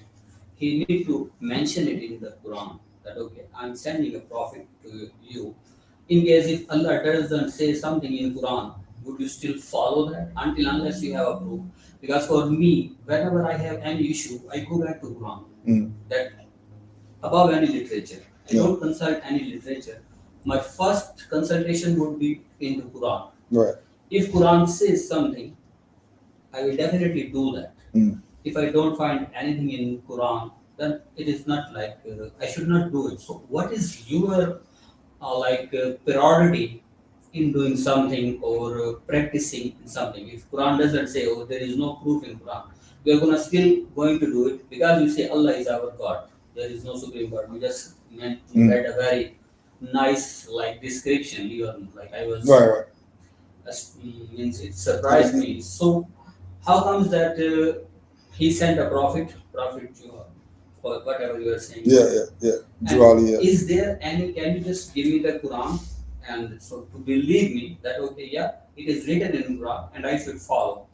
But if it is not written in Quran, because Prophet Muhammad, he has mentioned these things that I sent you as a prophet and Prophet Muhammad is the last prophet. There will be could be like the Sorry to cut you off though. Do you believe in the whole Quran? I mean, from the perspective of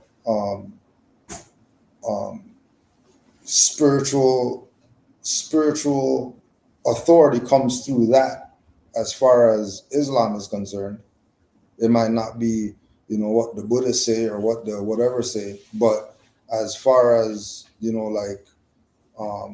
authority for Noble Drew Ali to be able to do what he did for us over here in the Americas. So where His does authority he get the comes authority through. from? For us, we believe our prophet was the prophet. God mentions it clearly in the Quran.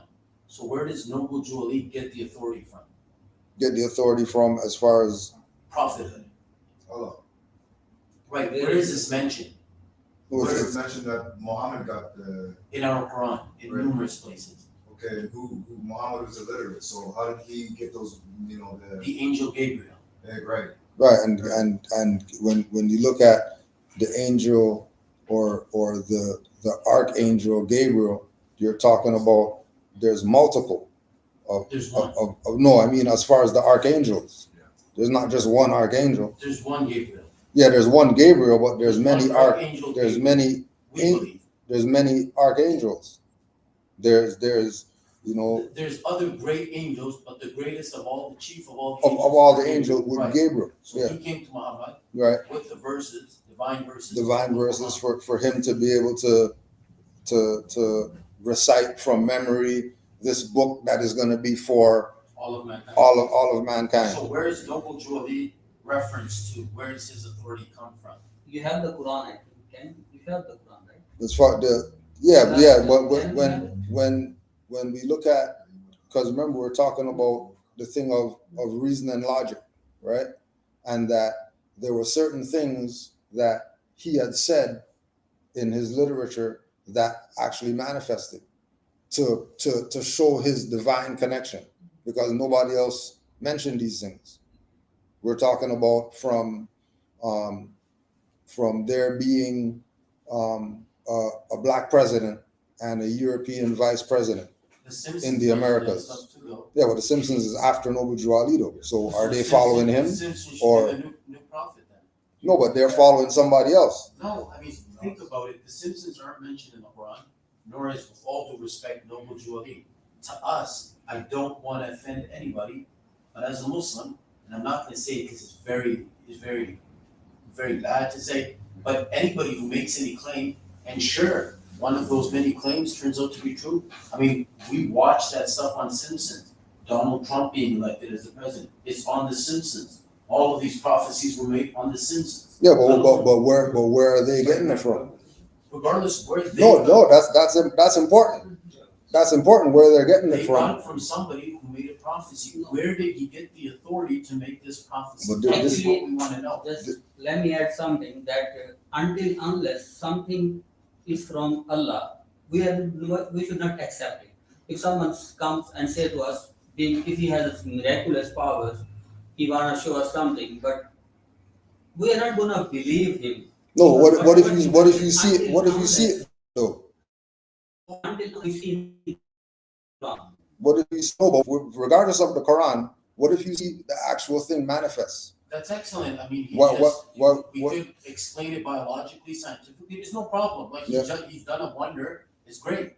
Somebody made a prophecy. That's great. Right. I'll make a prophecy, and in 3 years from now, everybody sitting in this gathering is going to adhere to Islam.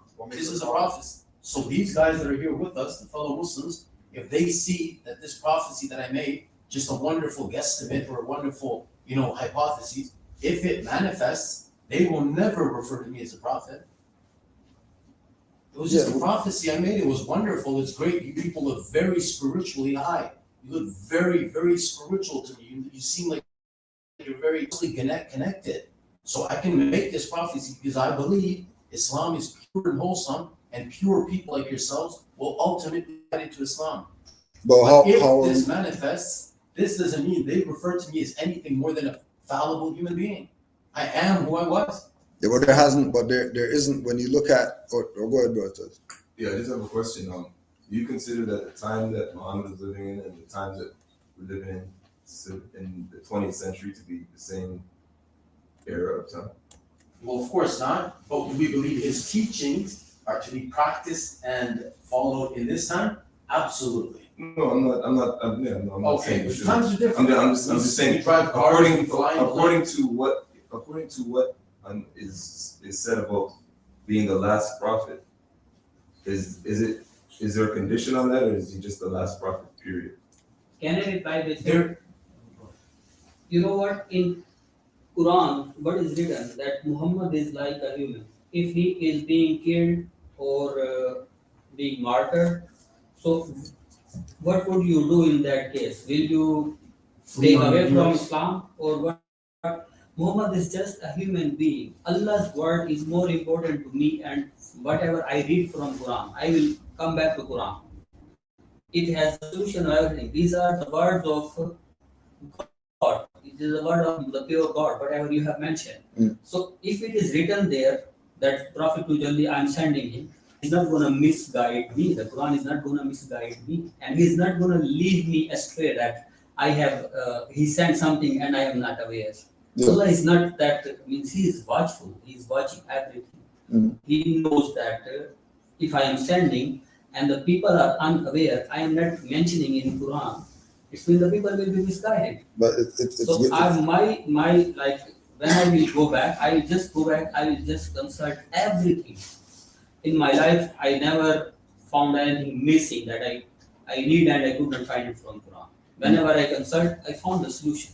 and the solution is like practical. It is not like that. So my point will be same. Like no, it is not Prophet Muhammad. It is Quran who is saying that Prophet Muhammad, I'm sending you the messenger, and even if he is like a human being, right or wrong? Right. Right. But like we say with certain things, like, you know, reason. I don't need the Quran to tell me -40 wear 2 pants. No. I don't need Quran to tell me wear thicker socks. So Pray or the rituals for prayer.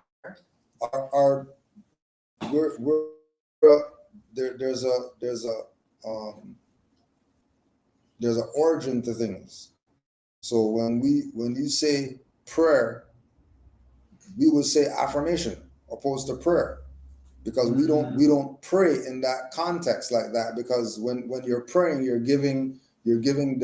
putting the energy out opposed to calling it in, because you should be calling the energy of the God within yourself, so that you can use it, not give it that way, because there's nothing that way that's not this way.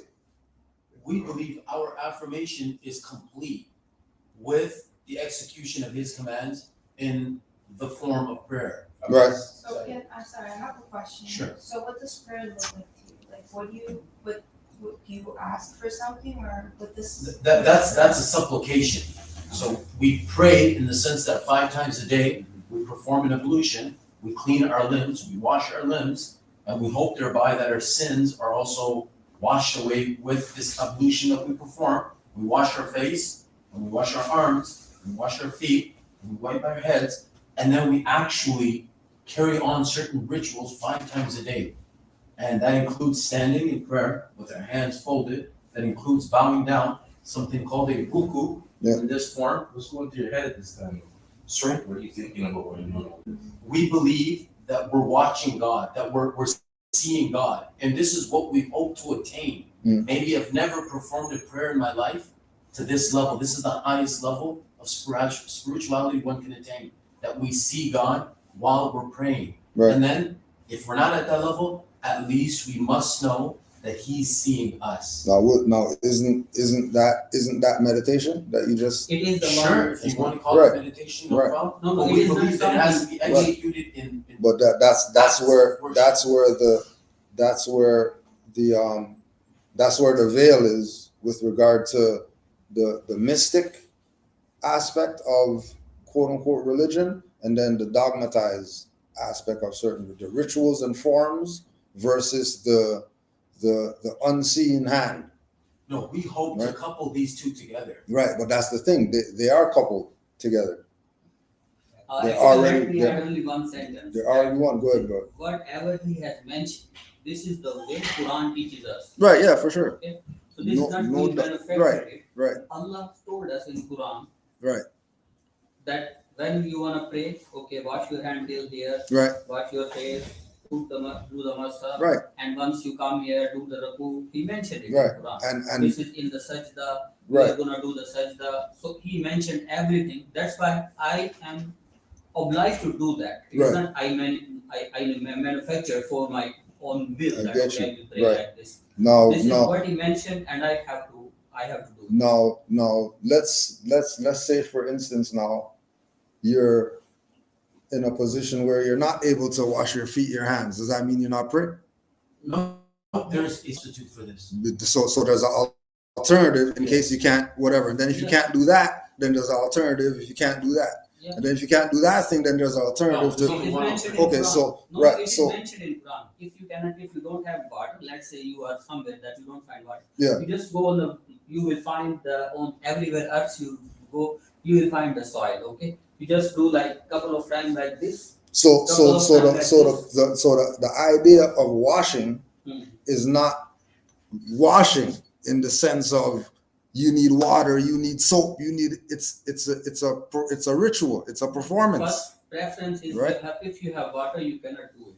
If you have pure water, clean water, you cannot do it. But in case you don't have water, then what you are going to do? You cannot miss the prayer.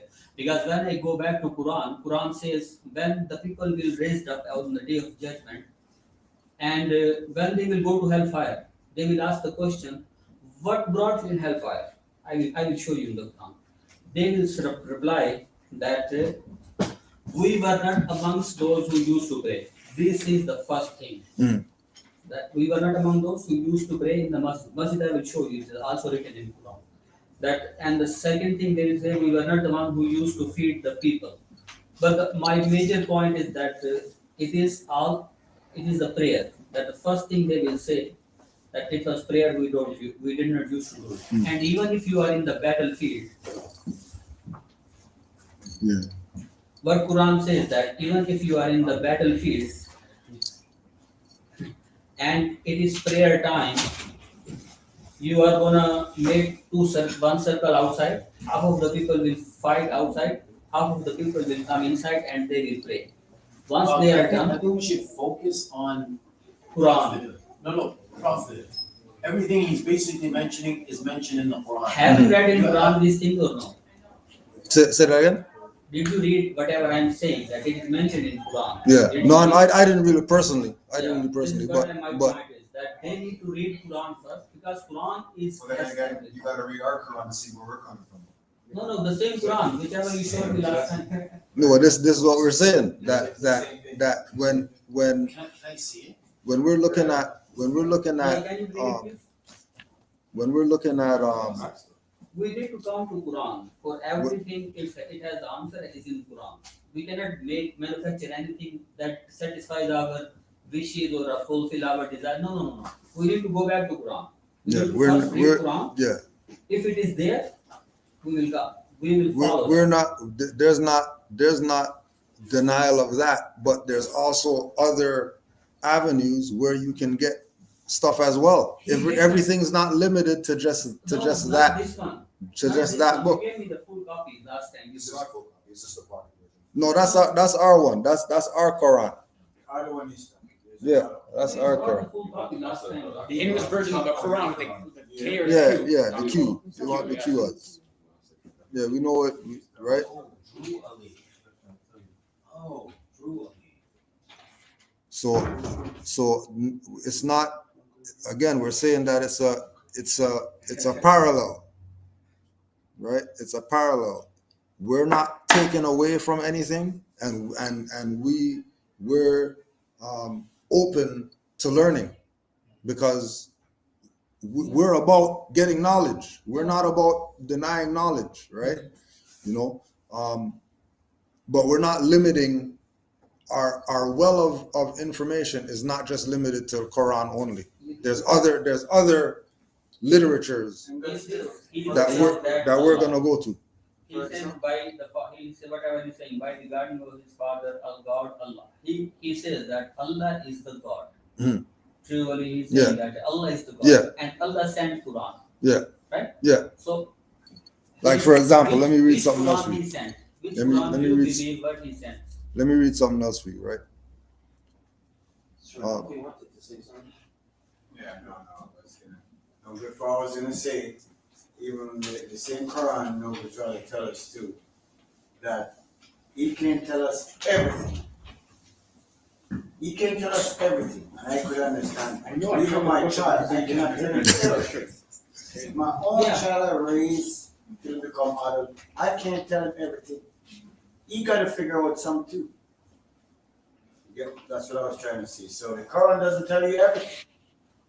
You gotta figure it out. He even said, if I tell you everything, you might take it and fall asleep. But if I tell you a piece, you might go look for the other piece, keep you busy. So you can't tell you everything. What about this Quran? What you guys says about this Quran? This is from where? Do you believe on this Quran or no? You can go through in this one. Yeah, this is the Quran. I think that's what I'm trying to show you, that we don't go into that, we go into that.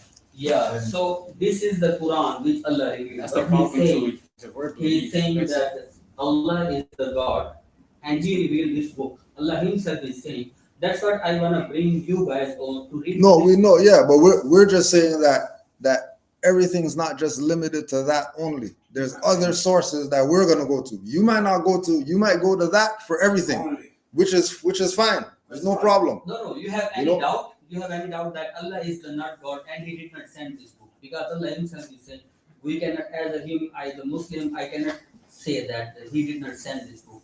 I know this book is pure. This book is correct. He took the he said that I'm gonna protect it. No one can make any. Yeah, but What is this book? What is your belief on this book? I'm gonna read you right now. I'm gonna read, because this is all in our literature, right? So I'm gonna read this now. This is called our authority. I, Noble Drew Ali of the Moorish Holy Temple of Science, in a meeting held at Chicago in the county of Cook and the state of Illinois on the 20th day of July, 1928. For that purpose, the following persons were appointed sheikhs according to the rules and usages of the Moorish Holy Temple of Science. Do solemnly swear that at a meeting of the members of Noble Drew Ali, Mili El, Small Bay, Lovett Bay, and Foreman Bay, the Moorish Holy Temple of Science, deriving its power and authority from the great Quran of Muhammad, to propagate the faith and extend the learning and the truth of the great prophet of Ali in America, to appoint and consecrate missionaries of the prophet and to establish the faith of Muhammad in America. And said Moorish Holy Temple of Science adopted as its corporate name the following Moorish Science Temple of America, 20th of July, 1928. But he doesn't make mention of anyone else or any other book or any other scripture. He only makes mention of Muhammad. Yeah. What is there to make reference to? That's what. You can make reference from Buddha. You'll take reference from others as well. Yeah, for sure. Yeah. No, but he didn't mention that. No, well, okay, so That was one reading. yeah, that's just one of the readings. He should have mentioned them in there. In another place. This is where our organization was established in the de jure. That seems like a very, very top-notch meeting. I think you should have mentioned there any of the sources that they would resort to. Why is that? Because it seems like he's mentioned everything. That is their mission. That is their vision. That's their. And again, so I just told you, can't give them. If we tell you everything, Yeah. Why did he make mention of the Quran and Muhammad and nothing and no one else? Then Why didn't he mention Judaism? Why It's did he like, mention well, Moses? this is our authority. What he means is this is our registration, Right. right? So it's not necessary. It's our Very, registration to the United States of America, who had already defaulted on their contract to us. So this is him just letting them know we're going to be doing business, and this is the individuals who've been appointed sheikhs. This is It's all recorded in the county. what if he was just So, continuing? I don't understand why you're expecting him to give. No, make that statement. But why did the one little bit of information he gives, is that which we agree with? We're on the same page. What if this was his mission? What if he was just another very great reformant, very great, a worried individual about the plight of the same group of people, the same ummah is what we refer to them as. But no offense to you again, but a people later on in the last almost 100 years came and altered his teachings. I mean, you just read it. I'm going to read this whole thing, and I'm going to look for a lot of commonalities or similarities. Yeah, you're gonna find them. Like a lot of these things have been, because people try You're to gonna find them. oh boy, they didn't last. Because God said, we revealed the book and we preserved it. And anybody who dared challenge it, they became history. So I'm going to read this. I'm starting to think, I thought a lot of things over the last 40 minutes or so. Yeah. But what if people later on just came and started adding their own things? People do that. Yeah, That's people not the do. Bible. I mean, They came to the Bible people like do. 7 times. Yes, Yeah, exactly. no, So what if most his definitely. teaching- What if he was just another very great thinker, a very great mastermind, and somebody God had indeed blessed with a very great worry and concern? Yeah. We know of many, we refer to them as mujaddids, Yeah. somebody who revives, Yeah. somebody who comes and makes Right. a reform. Malcolm X, for instance, or even, I don't know exactly how his name is We mentioned. don't see Noble Drew Ali. We don't put Malcolm X. Right, exactly, sorry, so I'll take that back, exactly, it's on a much higher level, Yeah, right? Like, but again, we it's Can I read that one page? the way that it's the way that it's looked at as he's some modern individual, not that he's he's the reflection of all the prophets of the past. Right? That's how we look at him as more all the prophets of the past when only the Prophet Muhammad is mentioned here. This is clear. This is not any ordinary piece No, of but paper. you heard us earlier when you said he honors out of the literature, he honor all prophets. Buddha, Confucius. Was that written or I mean was that written? In the books you're reading. Yeah. Oh, okay. So we'll find it in here. so that's so there's different yeah. Jesus there as well, right? So Yeah. just the literature that you have in your hand is two different people that he's talking about right there. Jesus in one, Muhammad in the other. Another thing you should bear in mind, it's only you who talk about Islam or us. You don't get Buddhists talk about Islam. You don't get talk about Christianity. So that should be something good if you mention Muhammad, because Muhammad talk about Islamism, not like how the Christianity does or whatever it does. So that's a big, huge similarity. Yeah. Something to not to Look as comparing like the honor of who honors this one, who honors this one. Well, how about we get the prophets out the way and then look at we both say Allah as the foundation. That's the right? thing. Our foundation is not just Allah. No, that If we agree that God is one, which is great, half of the mission is accomplished. right. We're extremely successful in our trip here today. But if we could only agree that the last and final messenger was Muhammad. Yeah. That's thinking dogma. So how about you just Because- agree with because us not- anyway? it's not just Until we walk out of this room, I think It's not- Okay, I have a question, for instance. Because you're passionate, bro. So I'm gonna challenge you. Where in the Quran is any of the Americas mentioned? North America, South America, the Caribbean, where anywhere? not mentioned. Any people from the Americas mentioned? Not mentioned. I'll give you one verse though, which is the crux of all of this that you're asking. وَمَا أَرْسَلْنَاكَ إِلَّا رَحْمَةً لِلْعَالَمِينَ. We sent you as a mercy to the worlds, let alone the Americas, let alone the Europes and the Asias, to all the worlds. So if they get interplanetary life on Mars, Muhammad is their messenger. Mhm. That's what we believe. Right. And where did we get this from? God said so. Quran. That's the Right. bottom line. And that's the same thing with our properties. No, but you weren't able to prove to us where we go back from the noble Drew Ali. That's where we got stuck, and the Simpsons came to rescue Well, we us. know that our prophet is a universal prophet. He came to us. But how He do gave you us the know most. this? Based off How of do I know this? Oh, Keep well, going. we don't have to go in there. We can go on one-on-one talk if you want to go. I can give you my own experience from what the prophet. But that's experience, that's logic, that's reason. But that's Ours is So divine. what is yours? So ours is divine too. No. Divine and because you can't Look at it like this. What's your nationality? Where am I from? What's your nationality? So before I tell you, I'm not a terrorist. oh that's okay. I'm from Afghanistan. Okay, so All right. your nationality is your Afghanistan. Sure. Right. So prophet went to the east, came over here, looking at all of us in the Americas. We don't have a nationality. We're walking around, we don't have a nationality. Yeah. You got your nationality. Yeah. He has his nationality. Yeah. Brother over here has his nationality. No, but you guys are making this. You guys are making this concept something. It's nothing in Islam.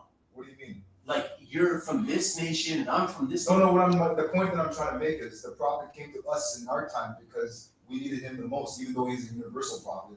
We needed him the most because we don't have a nationality. We don't know our birthrights. We don't know certain things. That's why he came to us. So maybe Now we're speaking speaking English. Reform you people, but not as No, it's not about a reforming. It's about bringing us back to the old time. Islamism, way of life, not a religion, a way of life. Right? So get out. Forget about religions. Let's deal with Mother Nature. Let's deal with astrology. Let's deal with esoteric and not the exoteric. Yeah. The exoteric would be really like the religion and ritual practice, or the esoteric would be like what's the meaning behind it. Like, So there's no last questions. I'm just getting. What are your beliefs, honorable or sir? I don't know how they address you, but regarding the life you're answering. Yeah, shirk. Yeah, just like shirk. Yeah, just like shirk. What is your beliefs regarding the life hereafter? You believe in. That's the same thing someone asked me yesterday. Like I'm trying to explain to them, and all they want to know is what happens when you die. That's exactly why we're living, though. We're living to prepare for our death. Let me ask you. Living to live, bro. So that we should just go on the party. No, but there's a way to live though, right? If I were not afraid that when I die and I go in the grave 6 feet under the ground all by myself, and I will be I'd be questioned. If I didn't believe that after this I'd be resurrected, and then again questioned by God Himself, I would party like a rock star. Let me tell you. Because that aspect of what you do at the point. Because of what I believe. Because of what I believe regarding the life hereafter. Right. No. What if you know about the life hereafter? Then what you do here, you realize that it's not about what you do here. You do whatever you want here. You want to murder 50 people? Yeah, do your thing. But after my you, fellow neighbor, because I'm going to be in trouble for this. right? Yeah, because you already know you're gonna. Right. No, not because you guys are going to deal with me. No. Yeah, for sure. Yeah, for sure. That's a fact. That's a fact. So you guys do believe that we're questionable to God? Of course, every one of us. When? When? Always. When the body. Has God ever asked you a question? Yeah, in meditation. Yes. You can take into account. Where do you find God for yourself? If We you don't have no one else to we talk, experience God where do you we find talk what's the to closest God. place? at all times. Right. I feel God in this room just like I'll feel when I'm walking back to the So you mosque. feel it in yourself. And around me everywhere. Everywhere, yeah. Believe It's that, there, okay, yeah. allegorically We could speaking, agree God is with that. everywhere. Yeah. However, we believe that we're going to see God. Okay. For example, And we will be questioned for everything. no, that okay, You no, believe, but you don't know. Of course, so hold on. We believe in the unseen. You people believe what you see. But To believing you and knowing is seeing, two different things. right? To you, seeing is believing, right? So you believe in the unseen. I don't see there, but I know with the day I feel it. So it's feeling. Yeah. Right? And It's your senses. Right. We're far above and beyond that. We've never seen an angel. I don't know if you guys have, but we've never seen heaven, the gardens of Eden. yeah, well, but We've it never seen depends. But it hell. depends We because believe in all of these things We make our hell in heaven. in this world. In this world. I think. Yeah. If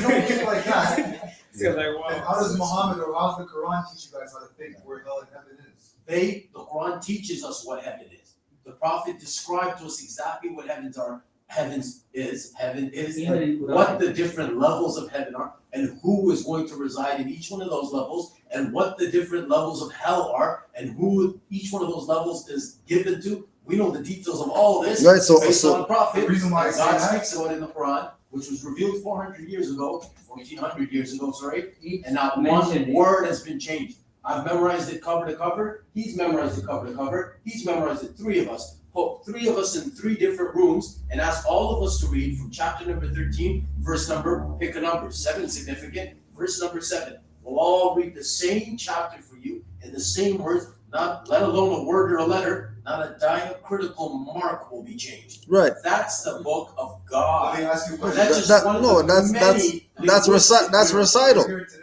right? That's No, recital. that's next month, right? I like that, man. I love this. Next time we have to bring them. Oh my God. Wait, how did you do that? Let me ask Just you. go and check. You said you don't believe in hell and Right now, we go, wait, if they give us permission, we're go check. Yeah, we're gonna close out soon anyway. So No, we just yeah, because we're the lunch. Yeah, we could pray and then drink, drop it off. No, we're here for prayer. It's 6 minutes away. Let me ask you though, One if second, we, one second. for us, our hell and our Let me heaven, go check and drive by. You have a car? our hell and our heaven, we make within ourselves. We make it here, right? So I'm asking you a question. Are you in hell or are you in heaven right now? I'm in this worldly abode called dunya. Okay, what is That's where we are. Dunya is where you prepare for either your heaven or your hell. You make it. You get to exactly. You make it right. Exactly. Not here though. If I was in heaven, I'm man, in heaven me right and now. you I'm would talking to be you. popping champagne. I don't drink. But but we will be having the time of our life. I can't I explain. don't know to you that. the detail. I know that. I know there's rivers of wine. Show me there's where you rivers know. of honey. You said you know that in heaven it's gonna be right this. Yeah, but look at it.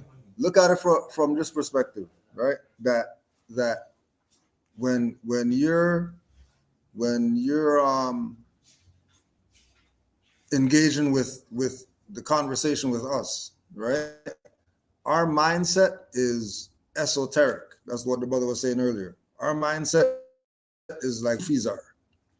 Our mindset's not the people who go to the mosque. We're the people who change the lead to gold. Even We're if the you alchemists. go to the mosque, you would not. We're Sorry, the just 'cause he we're asked. the So is a parable of the garden which the righteous are promised. Hopefully all of us, the righteous. In it are rivers of water incorruptible, rivers of milk of which the taste never changes. It doesn't go bad. Rivers of wine. Oh, I can't wait. I've never had it in my life. And a joy to those who drink. And rivers of honey. A lot of that's, from what I just heard, a lot of that is metaphysic. No. We don't. Of course, it's metaphysics. right. So if it's metaphysic, It's then in it from a different world. right, Absolutely. right. It's not from here. right. So what we Because God revealed it. because what we when we say heaven and the levels of heaven, and then you go like this, Right. that might not be what That level. might not be That exactly might what not it's be what like. the levels are. Just to give us That's an just understanding of it. but right. Right. So but what we're still saying. believe it physically. Now I don't know if I. No, you can can't- say you the can't name believe of it. Islam, they don't believe in it physically. For us, man knows not by being told. Though God tells you. No, but you see, okay, we must be what we know, right? We don't No, believe. we believe Because in remember, what's there's a seen. different- The first thing that God reveals in this book, after chapter number 1, chapter number 2, verse number 2, God said, "In the name of Allah, most gracious and most merciful," mentions 3 letters, the meaning of which is known to know. This is the book, in it guidance sure, without doubt to those who fear Allah. They who believe So now it's in about fear. the unseen. Now it's about fear. Those who fear God, of course. We Right. fear God. If we did, I told you, Right. last night I would not have been in the masjid sleeping, in the mosque. I would have been elsewhere. We would have had a wonderful time, but we can't. God's going to question, why did you do this? Why didn't you do this? Why did you Well, that's you making your hell or your heaven within. Right. in this world, right? That's why we're here. We're here to be tested, to see which one of us can do the best of deeds. Right. And we do good deeds, you abide in heaven. But if you do, yeah. You guys got me twisted. I know you're playing games. 5 of you want it? No. So you can agree with me that you make your hell or your heaven here before you go. 100%. Yeah. Right. Oh, definitely. Right. You just agree with me, for sure. I agree with you. Yeah. Your good deeds outweigh your bad deeds, right? Sorry? Your good deeds will be outweighing your bad deeds, right? If your good deeds do outweigh your bad deeds, definitely you'll be given your book of deeds in your right hand, after which you'll be given heaven. And if your bad deeds outweigh your good deeds, then God save us. What do you think? You're getting where we're at, You're getting to where we're at. Sure. The main problem, though, when I see through all this, the main problem is the language. Because at the end of the day, we're speaking English, and for me, it's not by choice. It's how I was raised and what I was taught. Right? Right now, I'm older now, so I could choose to learn another language, which I am right now as we speak. Right? But you guys know Arabic and. No, we don't. No. We learned Arabic. I went to school for 11 years. Yeah, I wouldn't Well, say you know it. But you know it now. Because I went to school for 11 years. You mastered engineering, you went to school and became an architect. I went to school to learn the book of God. No, but he's talking No, about the language, not the book. No, we know nothing. Absolutely. No, The I'm saying the Arab, language. even the Arab. No. I know people with skin much darker than yours who have mastered the Quran, who have mastered the exegesis of the Quran, who have mastered the commentary of the Quran. This color thing kind of boggles my mind. I love black people with all my heart, and it hurts me to hear something like this. The Negro or the minority. Anybody with any skin. See, That's the problem. You guys indoctrinate. too much. Yeah, it's like Too much.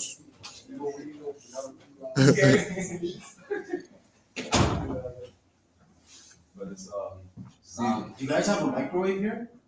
No. So we have food. We were bringing you food. Excellent tasting food. As a vegan. Very Spicy. Is it vegan? Yeah. Find if it's vegan. We're vegan. That's why we're saying all living for us, all living things are deities. We're not. It's to harm one thing. It's to harm Allah. You shake the throne of Allah.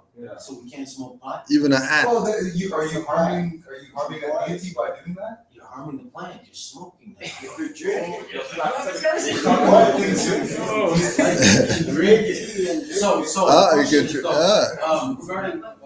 yeah, the food. We don't want you to waste it because nobody here eats meat or anything. So can we take out the chicken? no. Yeah, it doesn't work like that.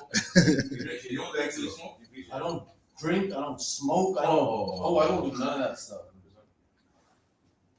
Yeah, thank you though. We appreciate the gesture. Yeah. Like with someone, sorry, they don't eat meat. You can keep it there. Probably. What does Allah say about eating meat? Allah says eat meat. How about just yes? How about flavored rice with no meat? Okay, show him where Allah says. Flavored rice with no meat. But it wasn't removed. There was no trace of meat in it. It was cooked though. Anybody want? Because I don't want you to bring it in. No. Next time we can sit up something. Just keep that food there. Yeah. Stay there. We're coming. Last question is asking where Allah says eat meat. Oh, what does it say about deities? God speaks about animals, okay? That in it there's benefit for you, so you can eat them. Allah speaks about it in the Quran. Right. What's the translation for that? I can give it to you exactly as it's translated by Abdullah Yusuf Ali. Just before we continue, Surah Al-Nahl. That's good point you made. Yeah. 6:6. This is what we should do, right? What Allah says, yes, do it. Allah is our And He has created cattle for you. But that means you have to kill the cows in order to eat it, right? From them you derive warmth and numerous benefits, and of their meat you eat.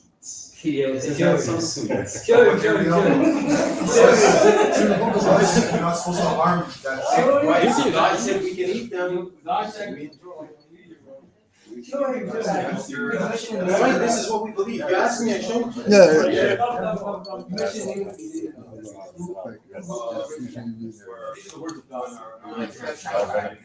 Oh, this is what he translated. But it doesn't mean anything. Okay, brother. Nice to meet you. I translated myself. Okay, brother. Nice to meet you. Next week. I gave you. I was being humble. It was a pleasure meeting you, Shay. Oh man, I love you so much. Definitely. Thank you so much. Thank you. Appreciate everything so much. You have good like that. Take care of that.